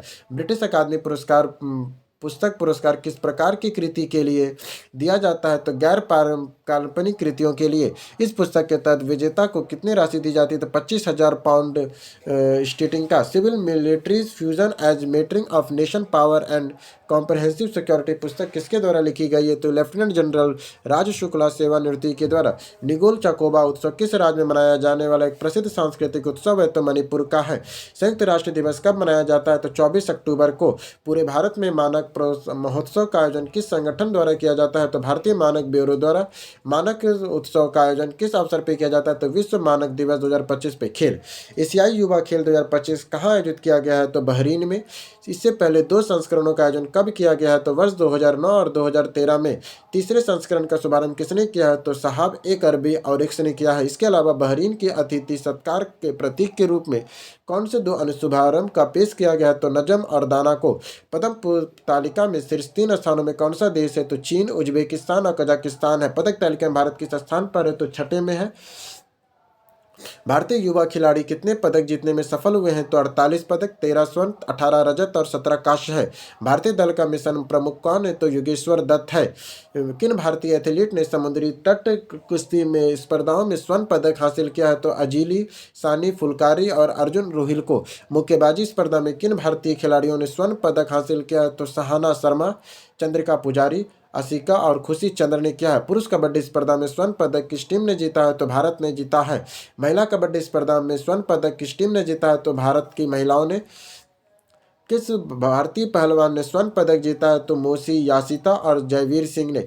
किसे वर्ष 16 वर्ष में भारतीय महिला भारोत्तोलन में क्लीन एंड जर्क में युवा विश्व रिकॉर्ड तोड़ने का स्वर्ण पदक जीता है? तो प्रीतिस्मिता भोई ने।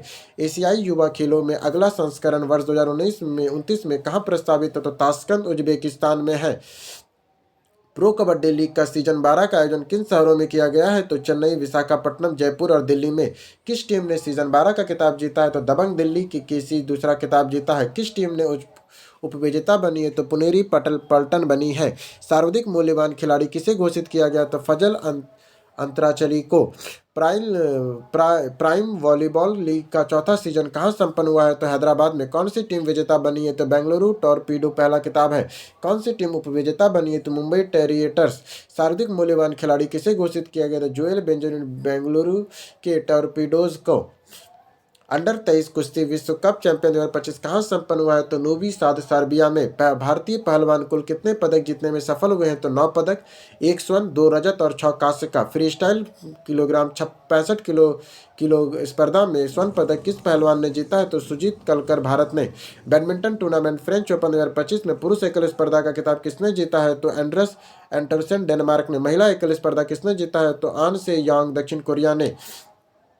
Formula 1 race Mexico City grand prix 2025 का खिताब किस ड्राइवर ने जीता है? तो लेड्रो लॉरिस मैकलॉरेन ने जीता है। Formula 1 car race United States of grand prix 2025 का खिताब किस ड्राइवर ने जीता है? तो मैक्स वेक्टरपन ने रेड बुल रेसिंग में। तीरंदाजी विश्व कप फाइनल 2025 कहाँ संपन्न हुआ है? तो नॉनजिंग चीन में। पदक तालिका में शीर्ष 3 स्थानों में कौन सा देश रहे हैं? तो मैक्सिको, दक्षिण कोरिया और यूएसए में। पदक मात्र एक पदक के साथ भारत किस स्थान पर रहा है? तो 8वें में। भारत के लिए कांस्य पदक किस खिलाड़ी ने जीता है? तो ज्योति सुरेखा वेनम।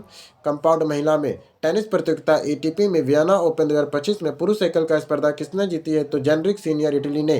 टेनिस प्रतियोगिता WTA Tokyo pan Pacific open 2025 महिला एकल खिताब किसने जीता है? तो बिएडा बेनिक स्विट्जरलैंड ने जीता है। बैडमिंटन प्रतियोगिता WBWF विश्व जूनियर चैंपियनशिप 2025 कहाँ आयोजित की गई? तो गुवाहाटी असम में। पुरुष एकल स्पर्धा किसने जीता है? तो यांग मिंग यू लीड चीन ने जीता है। कौन उपविजेता बना है? तो मोहम्मद जाकी उजबियाल इंडोनेशिया के। महिला एकल स्पर्धा कौन चैंपियन बना है? तो अनायत फिचितिपासाक थाईलैंड की। कौन उपविजेता बनी? तो तानवी शर्मा भारत की। द्विवार्षिक फुटबॉल प्रतियोगिता फीफा अंडर 20 विश्व कप 2025 की मेजबानी किस देश को की गई है? तो चिली में है। कौन सी टीम चैंपियन बनी है? तो मोरक्को पहला खिताब है। कौन सी टीम उपविजेता बनी है? तो अर्जेंटीना ने बनी है। टूर्नामेंट का सर्वश्रेष्ठ खिलाड़ी किसे गोल्ड बॉल पुरस्कार दिया गया है? तो मौथमान मामा मोरक्को को। 16 वर्ष की आयु में भारत का 90वां शतरंज ग्रैंड मास्टर कौन बना है? तो इमार पाथिक AL बना है। भारत में 91वां शतरंज ग्रैंड मास्टर कौन बना है? तो राहुल VS बने हैं। सितंबर 2025 में ICC player of the month किन्हें चुना गया है? तो अभिषेक शर्मा पुरुषों में और स्मृति मंदाना महिलाओं में। इंडिया के पूर्व फुटबॉल खिलाड़ी सम्राट चार्ल्स तृतीय द्वारा नाइटहुड से सम्मानित किया गया है। डेविड बेकहम को न्यूजीलैंड के लिए किस स्टार बल्लेबाज ने T20 अंतर्राष्ट्रीय क्रिकेट से संन्यास लिया है? तो केन विलियमसन ने लिया है। वर्ष 2021 में पदार्पण के बाद किन्हें तिरानवे टी20 अंतर्राष्ट्रीय मैच खेलकर कितने रन बनाए हैं? तो 2575 रन बनाए हैं। इंग्लैंड के किस तेज गेंदबाज को नाइटहुड की उपाधि दी गई है? तो जेम्स एंडरसन को। किस प्रादेशिक सेना ने लेफ्टिनेंट कर्नल की मानद उपाधि रैंक से सम्मानित किया है? तो नीरज चोपड़ा को। किस इवेंट को मसाल रिले में अभिनव बिंद्रा को मसाल धावक के रूप में चुना गया? तो मिलानो कार्टिना शांतिकीलिन ओलंपिक के लिए। मिलानो कार्टिना 2026 में शीतकालीन ओलंपिक कब आयोजित किया गया है? तो 6 से 22 फरवरी 2026 को।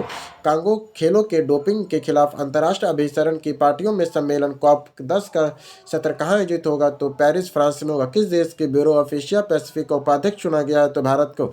उपाध्यक्ष के रूप में भारत का कार्यकाल कितना है? तो 2025 से 27 तक के लिए है। यह बैठक किस उपलक्ष्य में आयोजित होगा? तो इस सम्मेलन की 20वीं वर्षगांठ में होगा। भारत का प्रतिनिधिमंडल का नेतृत्व किसने किया है? तो हरि रंजन राव खेल सचिव अनंत कुमार ने किया है। इंडिया क्रिकेटर एसोसिएशन का नए अध्यक्ष कौन चुनी गई है? तो मानता रंगास्वामी चुनी गई है। ISA के नए सचिव किसे नियुक्त किया गया? तो वेंकट सुंदर रमन को। ICA के महिला प्रतिस्पर्धा में BCCI स्पेस काउंसिल IPL और शाही परिषद में किन 2 पूर्व खिलाड़ियों को नामित किया है? तो सुधा शाह और शिवांगी कलकुर्नी को। इस तरह हम लोग का अक्टूबर का 16 से 30 अक्टूबर तक खत्म हो गया। जल्दी मिलेंगे वीडियो तक। धन्यवाद।